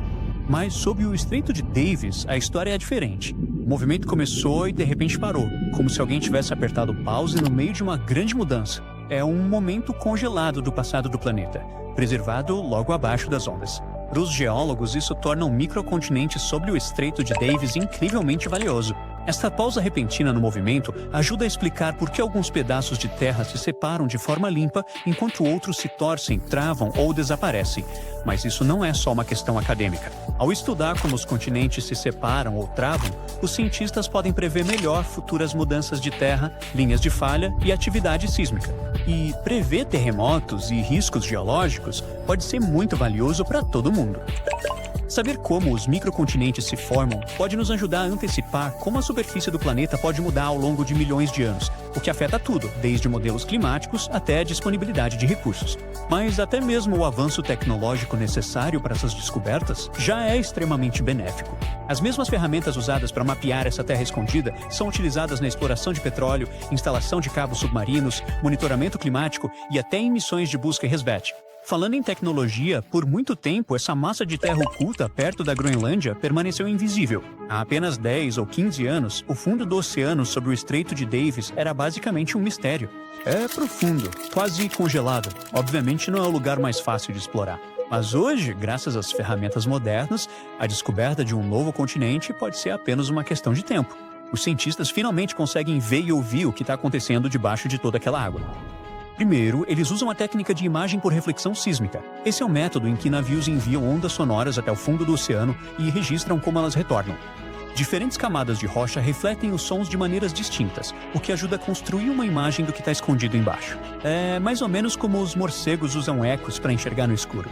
Satélites também desempenham um papel na coleta de dados gravitacionais. Isso pode parecer estranho, mas diferentes tipos de rochas têm pesos ligeiramente diferentes. Rochas mais pesadas criam uma atração gravitacional mais forte, e os satélites conseguem medir essas pequenas diferenças. Outra ferramenta comumente usada nessas explorações são os sensores subaquáticos, que ficam silenciosos no fundo do mar e escutam vibrações naturais, como mini-terremotos ou deslocamentos de rochas. Essas vibrações ajudam os cientistas a descobrir do que a crosta é feita e qual a sua espessura. Eles são basicamente ouvidos no fundo do oceano. Eles também provavelmente usaram AUVs, ou veículos autônomos subaquáticos, basicamente submarinos robôs que conseguem escanear o fundo do mar em alta resolução, mesmo sob gelo espesso. De qualquer forma, os cientistas estão muito animados, porque essa descoberta de um novo continente é mais do que apenas uma surpresa geológica. É o que eles chamam de laboratório natural. O estudo do microcontinente do Estreito de Davis oferece uma oportunidade rara de entender como microcontinentes se formam, evoluem e às vezes não chegam a se separar completamente. Isso também nos lembra que a crosta terrestre não é tão bem dividida quanto pensávamos. Sob o oceano, pode haver outras massas de terra escondidas perto da Groenlândia ou em outros lugares, quase continentes apenas esperando para serem descobertos. Esse continente perdido do Canadá pode não ter se tornado uma massa de terra completa, mas sua descoberta já está mudando a forma como enxergamos a tectônica de placas. E, graças aos avanços da tecnologia, lugares que antes ignorávamos agora estão revelando segredos sobre o passado profundo do planeta e talvez até sobre seu futuro. Frankenstein, um frio insuportável e toneladas de lava. O que essas coisas têm em comum? Todos eles têm suas origens no Monte Tambora. Este vulcão na Indonésia teve um impacto tão grande que as consequências puderam ser sentidas na Suíça até um ano depois, e esses locais estão a milhares de quilômetros de distância um do outro. Em breve, poderemos estar enfrentando algo semelhante novamente. Fiquem por aqui, porque estou prestes a revelar o local exato onde se espera que ocorra a próxima erupção em 2025. Lá em 1815, o Monte Tambora entrou em erupção com uma força sem precedentes, lançando uma nuvem colossal de partículas finas na atmosfera. Essa nuvem refletiu a luz do Sol, levando ao resfriamento global e até ao ano sem verão em 1816. As temperaturas despencaram, as colheitas fracassaram e famílias do mundo todo enfrentaram escassez de alimentos agravada por vários problemas de saúde. Curiosidade, Frankenstein surgiu por causa do clima anormalmente frio no verão de 1816. A autora ficou presa dentro de casa na Suíça e escreveu essa história para passar o tempo. Mas esse foi o único desdobramento positivo. Na Inglaterra e na Irlanda, as pessoas lutaram para encontrar comida. As colheitas foram péssimas naquele ano, e esse ano sem verão custou vidas, tudo por causa da erupção na Indonésia. Embora muitos outros vulcões tenham entrado em erupção desde então, nenhum teve consequências tão dramáticas quanto o Tambora. No entanto, o professor de climatologia Marcus Stoffel, da Universidade de Genebra, acredita que possíveis erupções graves não são apenas uma questão de sorte, mas sim uma questão de tempo. Então, depende de nós. Podemos simplesmente esperar pelo inevitável, ou podemos começar a nos preparar hoje. Essa futura erupção vai acontecer em um mundo muito diferente daquele de 1815. Além de o nosso planeta estar muito mais densamente povoado agora, também passamos por mudanças irreversíveis que afetam nosso dia a dia. Agora, se você acha que os vulcões são sempre os vilões, pense de novo. Na verdade, eles desempenharam um papel crucial na formação do nosso planeta. Eles ajudam na formação de terras, no desenvolvimento da atmosfera e na modulação do clima. É só olhar para Yellowstone, por exemplo. Quando a lava espessa subiu à superfície, ela se espalhou pela paisagem e transformou a área para sempre. Quando os vulcões entram em erupção, eles liberam uma mistura de lava, cinzas e gases, incluindo dióxido de carbono. Mas não se preocupe, comparado às emissões dos combustíveis fósseis, a quantidade vinda dos vulcões é bem pequena. O que os cientistas realmente estão de olho é no dióxido de enxofre, porque ele pode ter um grande impacto no nosso clima. Quando ocorre uma grande erupção vulcânica, ela pode lançar dióxido de enxofre até a estratosfera, que fica a cerca de 11 quilômetros de altitude. Uma vez lá em cima, ele se transforma em minúsculas partículas de aerossol que espalham a luz do Sol, ajudando a resfriar o planeta. Esse efeito de resfriamento, porém, não é imediato. Essas partículas podem permanecer na atmosfera por alguns anos e até circular ao redor do mundo todo. Hoje em dia, temos equipamentos especiais para monitorar as emissões de dióxido de enxofre a partir do espaço. Veja o Monte Pinatubo, nas Filipinas. Durante sua erupção em 1991, ele liberou cerca de 15 milhões de toneladas de dióxido de enxofre. Agora, embora isso seja muito, não foi tão massivo quanto a erupção do Tambora. Ainda assim, o Pinatubo conseguiu reduzir as temperaturas globais em cerca de 0,5 graus Celsius por vários anos. Já o Tambora, por outro lado, diminuiu a temperatura média global em cerca de 1 grau Fahrenheit. Eu sei o que você pode estar pensando, isso não é muito, mas pode acreditar, faz diferença. Se o planeta esquentar apenas 1 grau Fahrenheit, isso pode realmente bagunçar os níveis do mar. Especialistas acham que podemos ver um aumento de até 20 centímetros até o final deste século. Isso poderia acabar com muitas terras agrícolas e habitats costeiros, o que seria um grande golpe para várias comunidades. Então, talvez uma erupção vulcânica que consegue esfriar o planeta seja como um mecanismo natural nos ajudando? Não é bem assim. Apesar de realmente esfriar o planeta, não se engane achando que é o tipo de resfriamento que a Terra precisa. Mudanças de temperatura assim podem prejudicar muitas plantações, como aconteceu em 1816. Também há evidências de que grandes erupções podem alterar os padrões de chuva, levando a condições mais secas em regiões de monções na África e na Ásia. Veja, a monção de verão depende da diferença de temperatura entre a Terra e o oceano, que pode ser alterada pela atividade vulcânica. Curiosamente, um clima mais quente pode aumentar os efeitos de resfriamento das erupções vulcânicas. Especialistas explicam que a formação e o movimento das partículas de aerossol dependem das condições climáticas. À medida que as temperaturas globais aumentam, uma circulação de ar mais rápida pode gerar partículas de aerossol menores, que são mais eficazes em dispersar a luz solar e, assim, intensificam o efeito de resfriamento. Os oceanos também contribuem para essa dinâmica. O aquecimento da superfície do oceano cria uma camada estratificada, dificultando a mistura de águas quentes e frias, o que pode significar que as erupções vulcânicas resfriam principalmente a camada superior do oceano e a atmosfera acima dela, segundo Stoffel. Além disso, as mudanças climáticas podem influenciar diretamente os sistemas vulcânicos. O derretimento do gelo pode desencadear mais erupções ao reduzir a pressão, permitindo que o magma suba com mais facilidade. Além disso, o aumento das chuvas associado às mudanças climáticas pode infiltrar-se no solo e interagir com o magma, potencialmente provocando erupções. Embora a perspectiva de um período de resfriamento causado por uma erupção vulcânica possa parecer benéfica em meio às mudanças climáticas, os cientistas alertam que os efeitos podem ser graves. As consequências imediatas podem ser bastante severas, especialmente para os cerca de 800 milhões de pessoas que vivem próximas a vulcões ativos. Uma grande erupção poderia devastar cidades inteiras. Por exemplo, Campi Flegrei, localizado perto de Nápoles, na Itália, está mostrando sinais de aumento de atividade e ameaça a vida de cerca de 1 milhão de pessoas. Agora, se você é do Oregon, fique atento, pois especialistas dizem que esse estado pode sofrer erupções vulcânicas. Você está com medo? Não fique, na verdade, não é tão assustador quanto parece. Deixe-me explicar por quê. Existem mais de 80 vulcões no Oregon, mas não estamos interessados em nenhum deles, porque é um vulcão subaquático que provavelmente entrará em erupção em 2025.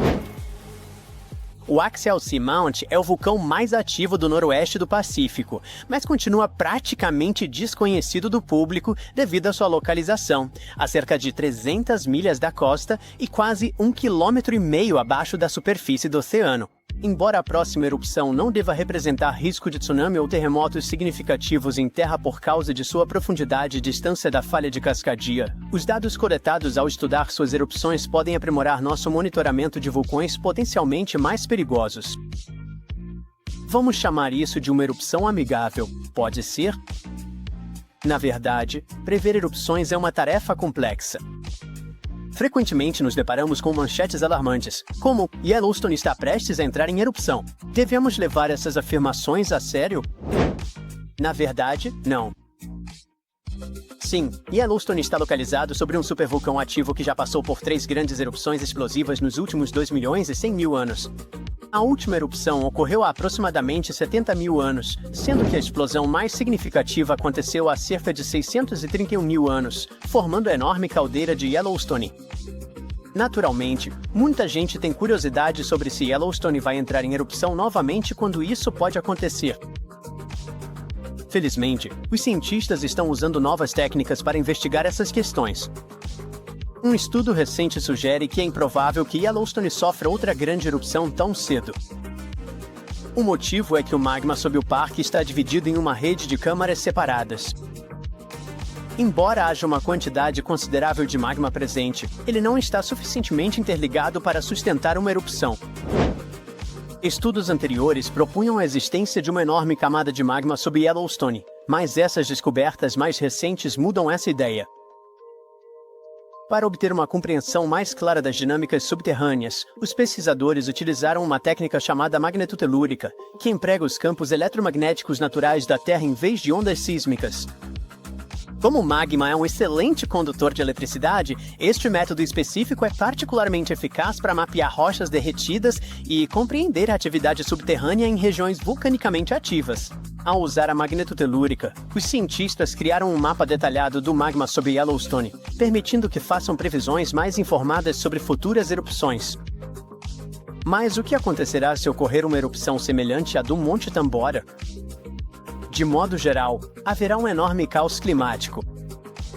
Sim, os melhores cientistas estão buscando uma solução caso isso realmente aconteça, mas ainda não encontraram. Então, tecnicamente, não estamos preparados para um segundo Monte Tambora. Mas, por enquanto, estamos praticamente seguros. Nenhuma grande erupção está prevista. Ufa!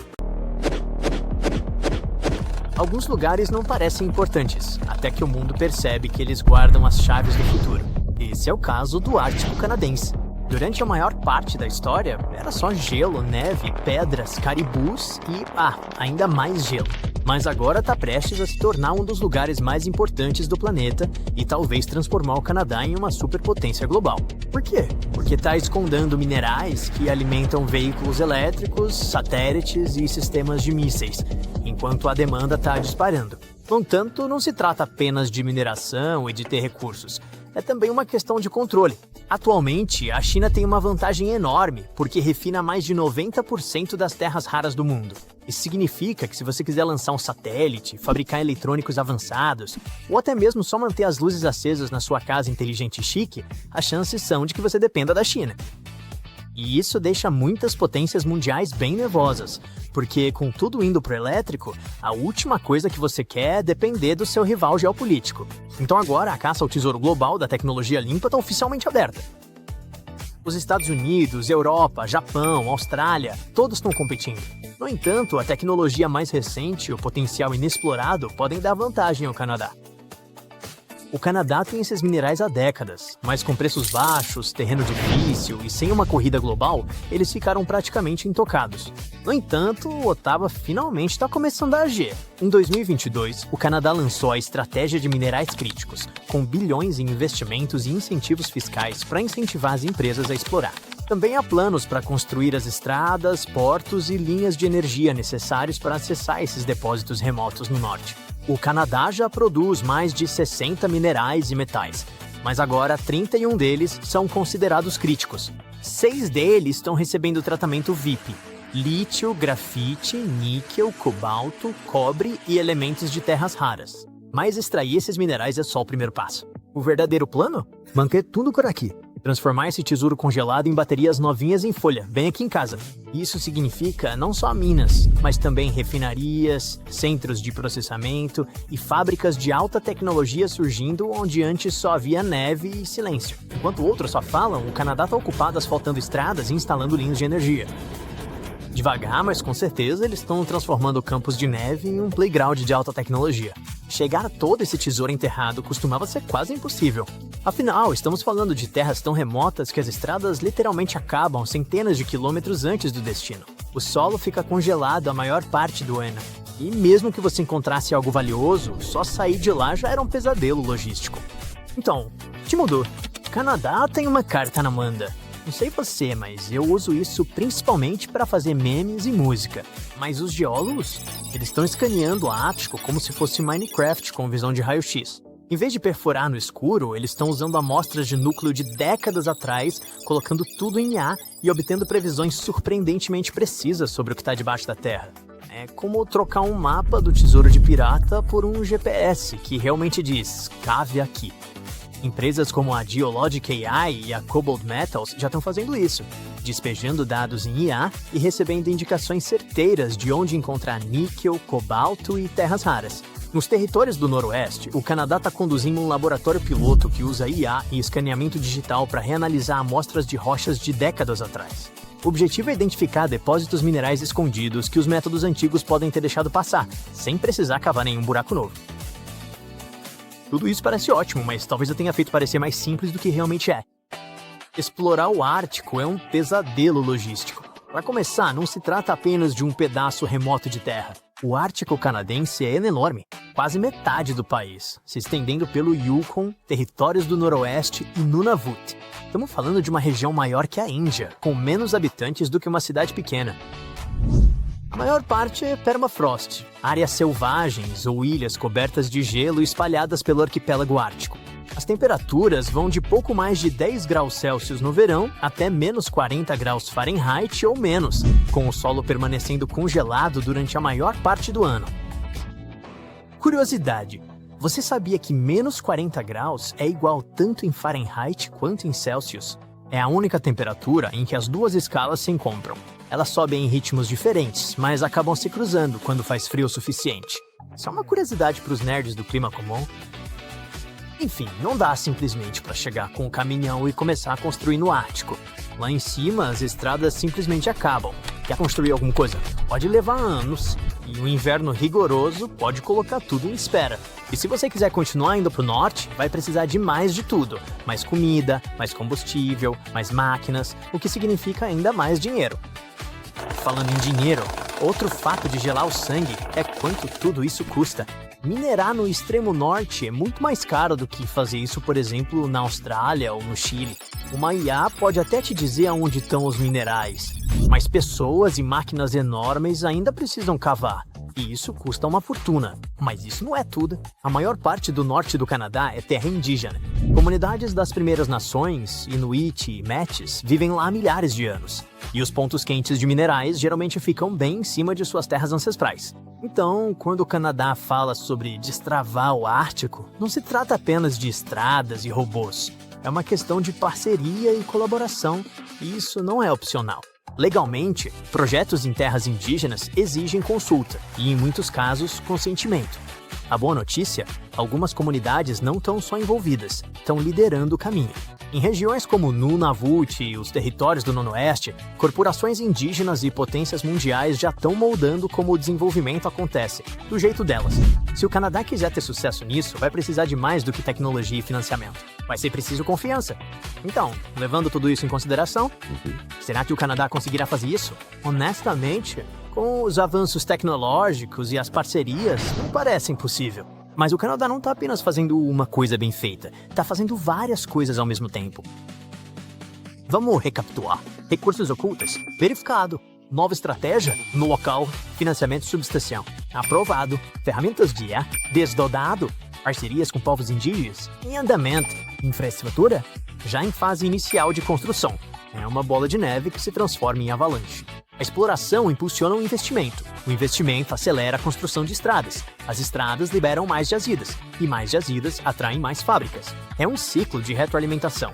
E se continuarem a alimentá-lo, toda a operação no Ártico poderá passar de uma ideia a um império mais rápido do que qualquer um espera, dando um significado totalmente novo à expressão ativos congelados. Mas isso não ajuda só o Canadá. Pode poupar os EZA um bocado de dor de cabeça. Se tudo correr como planejado, os Estados Unidos não vão precisar enviar terras raras para o outro lado do planeta. Basta olhar para o norte, acenar para os caribus e conseguir o que precisa do vizinho mais próximo. É por isso que os AU apoiaram publicamente o esforço, oferecendo suporte e financiamento para ajudar a construir uma cadeia de suprimentos norte-americana confiável. Para o Canadá, esse pode ser um momento em que deixa de ser apenas um fornecedor de matérias-primas e passa a se tornar um agente de peso na economia de tecnologia limpa. Para o ZEU, é como descobrir que seu vizinho estava secretamente construindo uma fábrica de baterias no quintal enquanto você montava veículos elétricos. E no cenário global? Bem, a abundância de recursos tende a baixar os preços, e isso sempre é bom para nós, pessoas comuns. Cobalto, níquel e lítio mais baratos significam baterias mais baratas. E baterias mais baratas significam veículos elétricos, armazenamento de energia, celulares, laptops e tudo mais acessíveis. Agora, não se empolgue demais ainda. Como dissemos, minerar no Ártico não é barato. Mas em teoria, quando o motor de tecnologia limpa do Canadá estiver funcionando a todo vapor, mais oferta e cadeias de suprimento mais curtas devem aos poucos reduzir os custos. E não se trata só de preço, mas de estabilidade.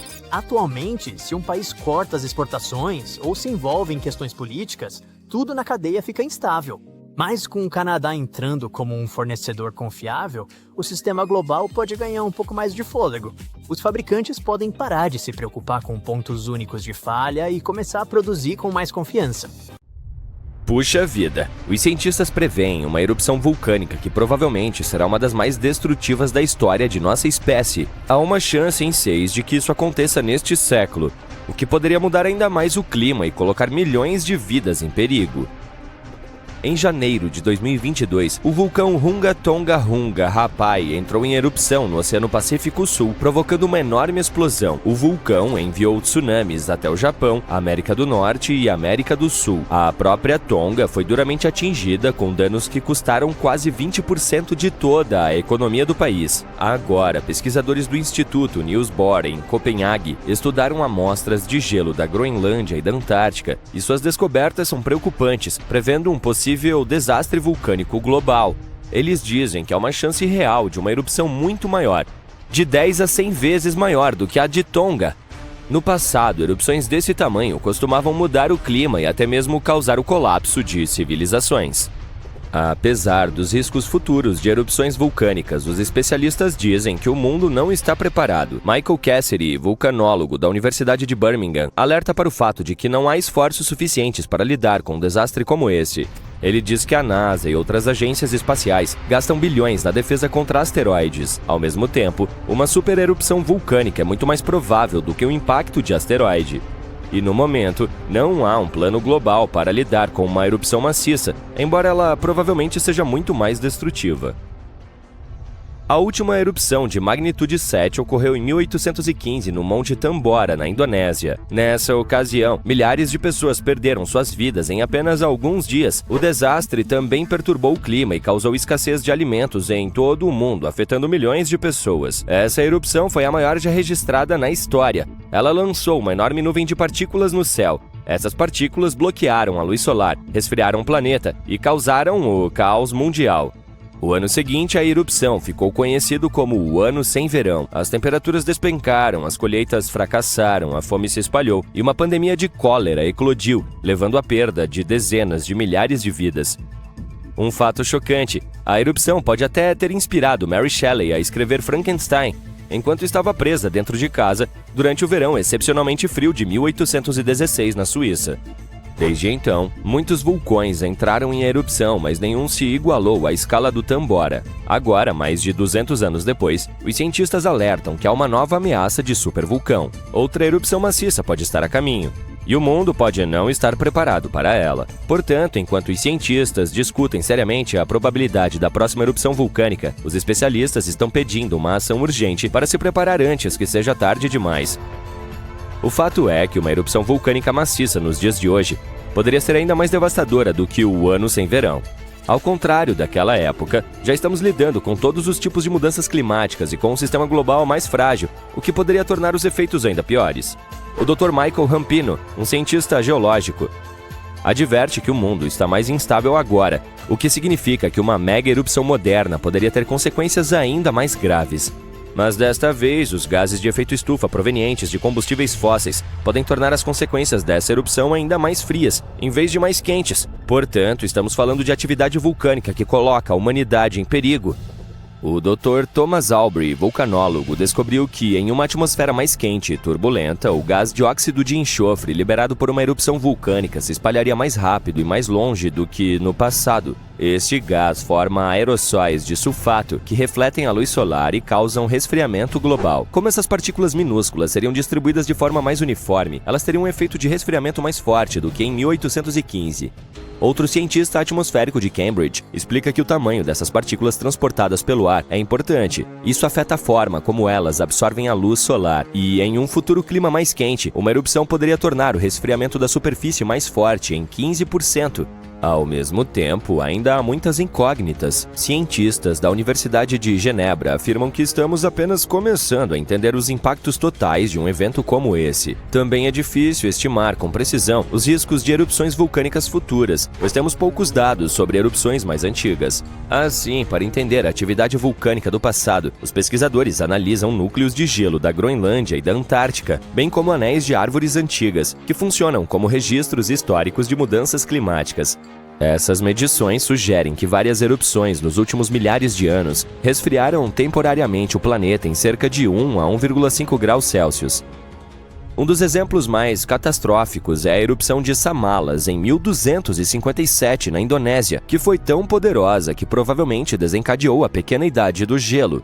Foi um período de resfriamento global que durou centenas de anos. Mais recentemente, a erupção do Monte Pinatubo em 1991 nas Filipinas resfriou levemente a Terra por alguns anos. Como essa erupção ocorreu na era dos satélites, os cientistas puderam medir exatamente a quantidade de dióxido de enxofre liberada e como ela afetou a atmosfera. Porém, mesmo com ferramentas modernas como satélites e instrumentos sísmicos, os cientistas ainda têm dificuldades para prever a próxima grande erupção vulcânica.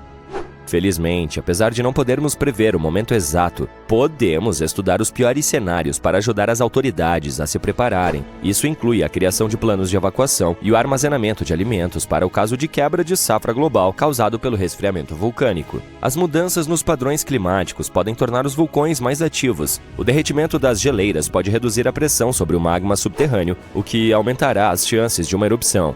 Além disso, chuvas mais extremas, que estão se tornando cada vez mais comuns, podem se infiltrar nas fendas vulcânicas e causar poderosas explosões a vapor. Isso pode afetar tanto os vulcões ativos quanto os inativos. Devido a esses riscos, os pesquisadores estão agora mapeando os vulcões mais vulneráveis às mudanças climáticas. Seus estudos mostram que a maior ameaça aos supervulcões ocorre em áreas como Islândia, Chile e Indonésia. Esses são lugares onde as geleiras estão derretendo rapidamente ou onde as chuvas estão aumentando drasticamente. Um estudo de 2022 constatou que 716 vulcões em todo o mundo, o que representa cerca de 58% de todos os vulcões ativos conhecidos acima do solo, poderiam ser acionados por chuvas extremas, aumentando a probabilidade de outra mini-idade do gelo. Agora vamos voltar à erupção de Hunga Tonga Hunga Rapai, ocorrida em 15 de janeiro de 2022. Os cientistas confirmaram que ela criou a maior pluma já registrada. O vulcão, localizado debaixo d'água no Pacífico Sul, enviou uma nuvem de cinzas de 57 mil metros de altura, mais alta do que qualquer erupção registrada anteriormente. O que torna essa erupção ainda mais notável é o fato de ter sido a primeira a atingir a mesosfera. Essa é a terceira camada da atmosfera da Terra. A mesosfera começa a cerca de 48.800 metros acima da Terra, onde os meteoros começam a se queimar e criam estrelas cadentes. Para medir a altura da pluma, os pesquisadores da Universidade de Oxford e da Raw Space usaram dados de 3 satélites meteorológicos geoestacionários. Antes disso, o recorde de maior pluma vulcânica era mantido pela erupção do Monte Pinatubo em 1991 nas Filipinas, que atingiu 40 mil metros de altura. É interessante notar que esse tipo de medição só foi possível graças à moderna tecnologia de satélites e, há uma década, ninguém teria conseguido fazer isso. Outro vulcão que devemos mencionar em relação a um possível desastre vulcânico global está localizado na península de Reykjanes, na Islândia.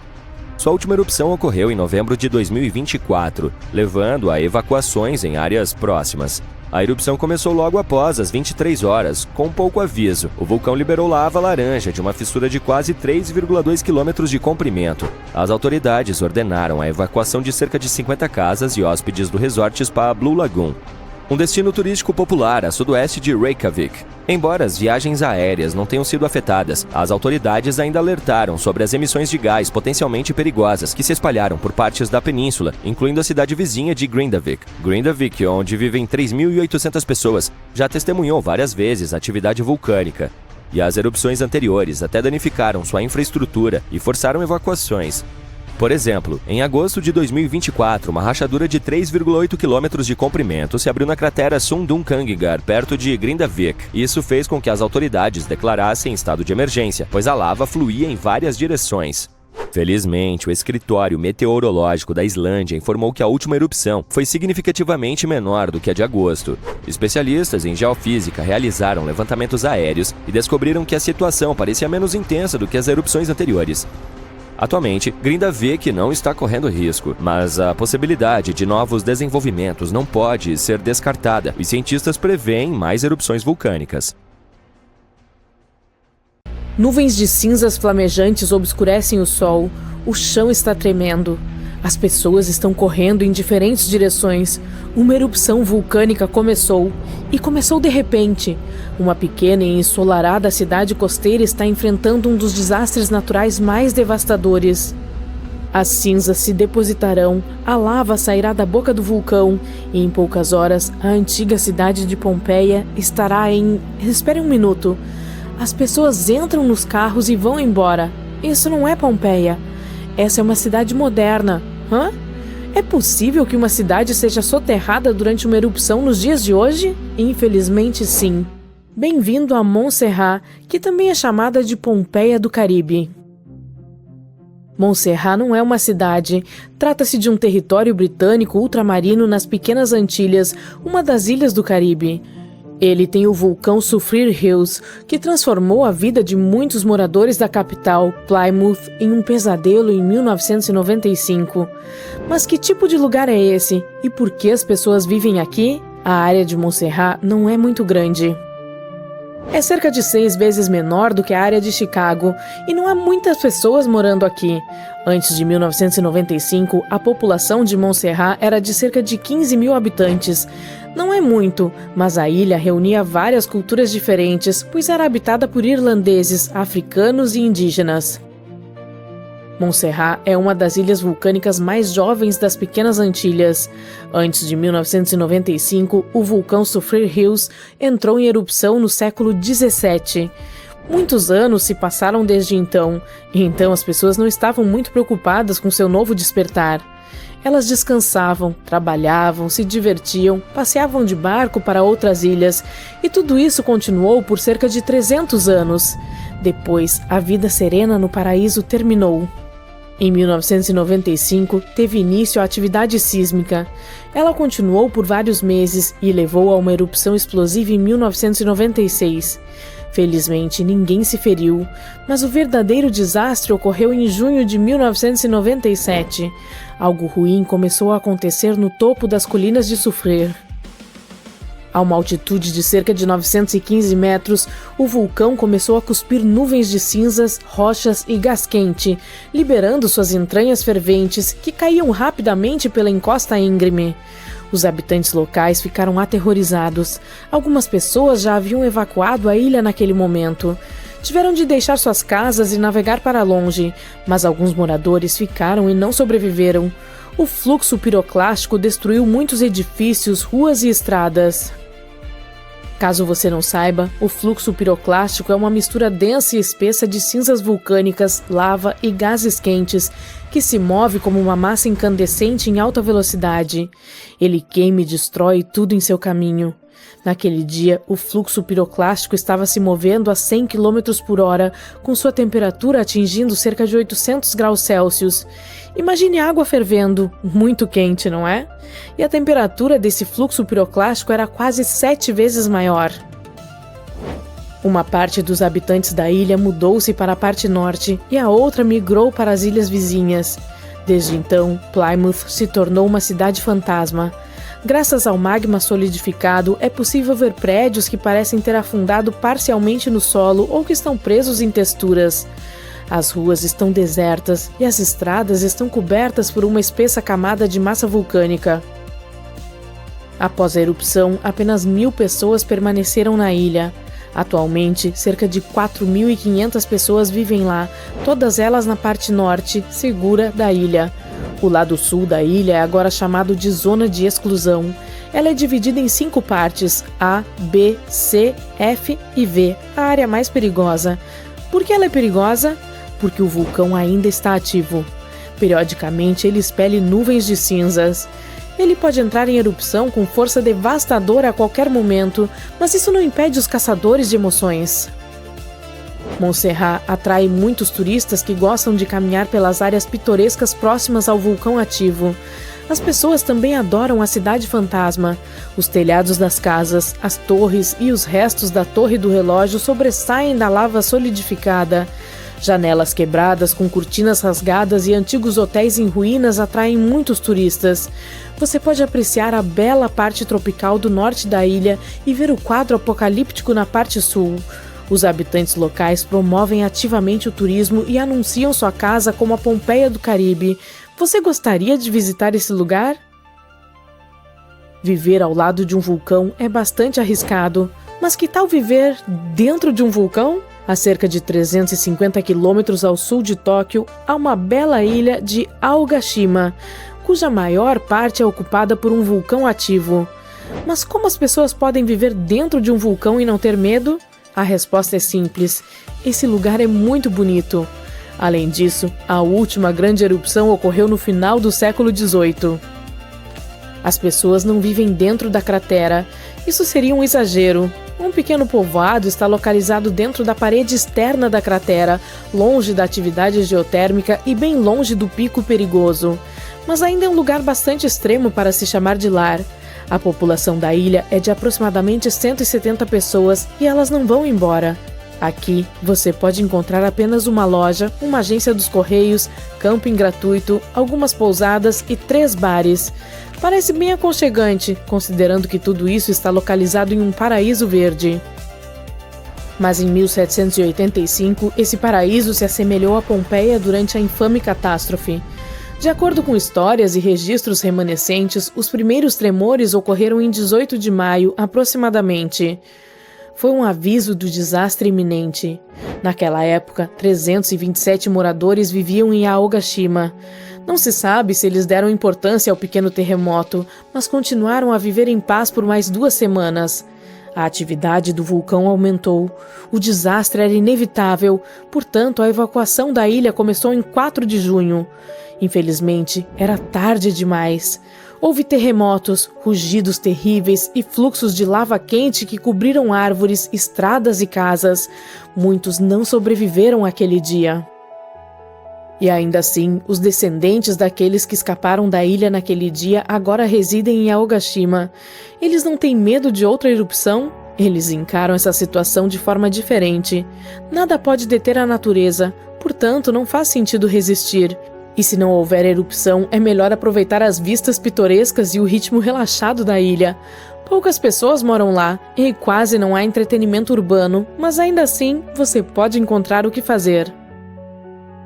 À tarde, você pode caminhar ao longo da Cordilheira Verde e apreciar a vista do Mar das Filipinas. Você se sentirá em harmonia com a natureza. Os belos pássaros, o sol quente e o esforço físico da viagem, tudo isso lhe dará energia e inspiração. Você também pode pescar, acampar ou conversar com os habitantes locais. À noite, você pode observar as estrelas. O céu noturno é perfeito em Aogashima. Longe das luzes da cidade, há um baixo nível de poluição luminosa. Um mapa estelar detalhado pode ajudá-lo a estudar corpos celestes sem um telescópio. Como o local é essencialmente um vulcão ativo, você pode encontrar muitas fontes geotérmicas lá. Um dos lugares mais legais e populares para se visitar é o Aogashima Fureai. Trata-se de uma sauna que se usa energia vulcânica para manter altas temperaturas nas salas de vapor. E fora das salas, você também pode encontrar saídas de ar quente para cozinhar. Que tal um omelete frito no calor vulcânico? Parece atraente. É claro que é muito difícil chegar a esse lugar, pois Aogashima é uma ilha muito remota. Primeiro você precisa chegar à ilha maior mais próxima, Ashijojima. Há voos regulares para ela diretamente de Tóquio. Você também pode optar por uma viagem mais romântica e pegar uma balsa durante a noite. São apenas 2h30 de barco entre Ashijojima e Aogashima. Mas se você tiver dinheiro suficiente, pode pagar por uma viagem de helicóptero e gastar apenas 20 minutos para chegar lá. Não seria surpreendente se você quisesse ficar na ilha para sempre depois de visitá-la pela primeira vez. Uma vida comedida na natureza ou a agitação da selva de concreto, qual você escolheria? Mas não se esqueça de que, a qualquer momento, você pode sentir o chão tremer. Mas vamos torcer para que não haja nenhuma erupção em breve. É 15 de janeiro de 2022, 16 horas e 47 no horário local. Vai começar a qualquer momento. Aqui você sente esses tremores? O Pacífico Sul está prestes a presenciar uma das erupções vulcânicas mais poderosas já registradas por instrumentos modernos. A erupção começa no Unga Tonga Hunga Ha'apai, um vulcão submarino no arquipélago de Tonga. A erupção em si é gigantesca. Seu índice de explosividade vulcânica é pelo menos vezes 5, sendo o máximo 8. Ela é tão poderosa quanto catástrofes históricas como o Monte St. Helens em 1980 e o Monte Vesúvio em 79 d.C. A erupção libera impressionantes 10 quilômetros cúbicos de material vulcânico e lança mais de 150 milhões de toneladas de vapor d'água na estratosfera. Essa quantidade de vapor d'água seria suficiente para encher 58 mil piscinas olímpicas. Além disso, a erupção gera as correntes submarinas mais rápidas já registradas e desencadeia grandes tsunamis que atingiram áreas tão distantes quanto o Peru, a mais de 10 mil quilômetros do vulcão, e tira pelo menos 4 vidas, com ainda mais pessoas desaparecidas. Mas o mais louco é que pouco antes da erupção, 15 minutos antes, houve uma espécie de aviso, mas, como costuma acontecer, as pessoas simplesmente não perceberam.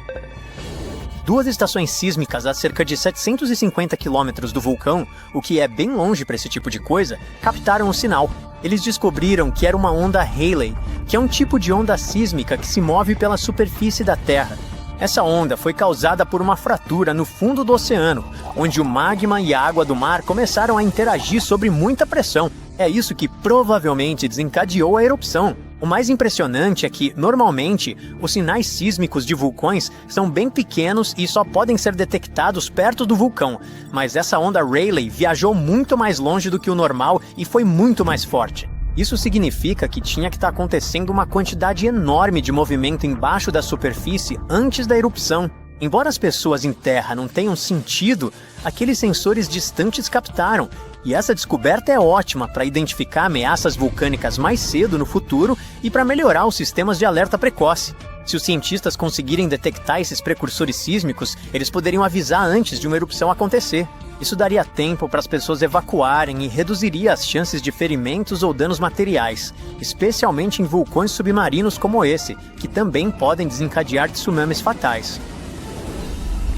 Agora, a erupção foi grande, mas seu impacto ficou principalmente contido. No entanto, essa descoberta destaca o quanto os dados sísmicos são importantes para prever e se preparar para esses desastres. Apesar de esse precursor não ter sido usado para emitir um alerta durante essa erupção, a ideia de que poderíamos usar esse tipo de informação em tempo real em futuras erupções é realmente promissora, especialmente para erupções submarinas, que aparentemente podem nos dar mais tempo de aviso do que pensávamos. Mesmo que não pudéssemos ter ouvido aquele sinal de alerta precursor, existe um som tão alto que poderia realmente acabar com você. E embora sons assim sejam incrivelmente raros, o ruído mais alto já registrado foi de fato fatal para quem estava perto o suficiente.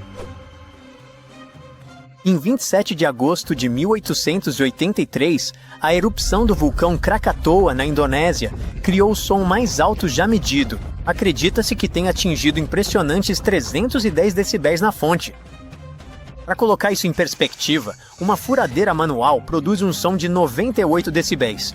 O barulho produzido por um motor a jato chega a 140 decibéis. E um som de 180 decibéis é capaz de destruir o tecido do seu ouvido. Então, o som produzido pelo Krakatoa atingiu mais de 170 decibéis a uma distância de 160 quilômetros, e marinheiros a bordo de um navio a apenas 64 quilômetros da erupção tiveram seus tímpanos rompidos pelo barulho. A reverberação da explosão foi tão poderosa que pôde ser ouvida a 4.800 quilômetros de distância.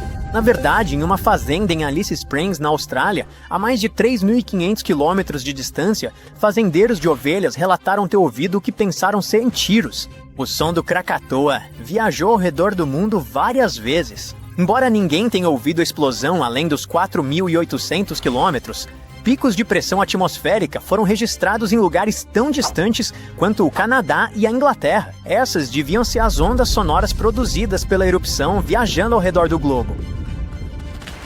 Sons acima de 150 decibéis podem causar danos potencialmente fatais. Em especial, sons entre 170 e 200 decibéis podem resultar em condições letais, incluindo o rompimento dos pulmões. Qualquer coisa acima de 240 decibéis pode causar ferimentos fatais e você nem quer saber quais são. Vou apenas dizer que isso às vezes acontece com personagens de desenho animado, mas raramente com pessoas. A explicação científica por trás disso é que o som é essencialmente uma onda de pressão, que pode viajar tanto por sólidos quanto por líquidos e, no caso de um som incrivelmente alto, atravessar o corpo humano. Se a pressão de um som desses for alta o suficiente, pode romper os tímpanos e órgãos internos, causando danos significativos e muitas vezes fatais. Agora, você provavelmente sabe que vulcões às vezes têm pequenos terremotos antes de entrarem em erupção. Pois é, eles costumam produzir um som estranho chamado tremor harmônico. O som meio que zune, e a frequência desse zumbido vai ficando cada vez mais alta até que, de repente, para, bem antes do vulcão entrar em erupção. Esse som já foi gravado em vários vulcões ao redor do mundo, mas o diferencial do vulcão Redoubt no Alasca é que o tremor é tão intenso que as pessoas conseguem realmente ouvi-lo. É como se o vulcão soltasse um grito insano logo antes da erupção. De acordo com um geofísico da Universidade de Washington, a frequência do tremor harmônico do Redoubt é tão alta que mal é perceptível como um zumbido grave, e isso já no tom mais agudo. Tudo porque a frequência do tremor do Redoubt supera a de qualquer outro vulcão já registrado. Isso coloca em xeque os limites dos modelos existentes usados para explicar esses fenômenos. Por isso, os pesquisadores tiveram que propor um novo modelo para explicar esses tremores de frequência tão incomum. A maioria dos vulcões produz som quando as bolhas de magma vibram ao subir por fissuras na crosta terrestre. Mas no caso do Redoubt, os cientistas acreditam que o tremor harmônico e os terremotos associados ocorrem quando o magma é forçado a passar por uma abertura estreita sob imensa pressão. O magma espesso gruda na superfície da rocha dentro do conduto, um canal ou tubo que transporta o magma de um reservatório ou câmara até a abertura. À medida que a pressão aumenta, o magma se move para cima. Isso faz com que ele grude novamente até que a pressão o force a se mover mais uma vez. Esses movimentos súbitos causam pequenos terremotos que, à medida que a pressão aumenta, ocorrem com mais rapidez e se misturam em um ruído contínuo e crescente. Então, na verdade, são as rochas que produzem os sons. Esse novo modelo é importante porque pode ajudar os cientistas a entender melhor os ciclos eruptivos de vulcões como o Redoubt. Ele também pode servir como um sistema limitado de alerta precoce. Quando o Redoubt começou a gritar desse jeito, o vulcão já estava em erupção há alguns dias. Então, o tremor pode fornecer apenas alguns minutos ou horas de aviso antes da próxima explosão. O tremor harmônico no Redoubt atinge uma frequência extremamente alta e depois cai em um silêncio assustador antes que o vulcão entre em erupção novamente. Essa pausa ocorre quando a atividade sísmica diminui e os dois lados da falha deslizam suavemente um contra o outro. Talvez seja nesse momento que nem mesmo os terremotos conseguem mais acompanhar. O novo modelo também pode se aplicar a outros vulcões, como o Soufriere Hills, na ilha caribenha de Montserrat.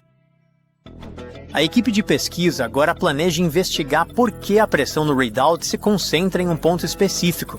Para avançar em suas pesquisas, os cientistas criaram 2 gravações da atividade sísmica do Redoubt. A primeira, uma gravação de 10 segundos, comprime cerca de 10 minutos de sons sísmicos e tremores harmônicos, acelerados 60 vezes. A segunda, uma gravação de 1 minuto, condensa aproximadamente 1 hora de atividade, incluindo mais de 1.600 pequenos terremotos que ocorreram antes da primeira explosão do Redoubt com tremor harmônico. Essas gravações podem fornecer informações cruciais sobre a dinâmica das erupções vulcânicas e os sinais que as antecedem.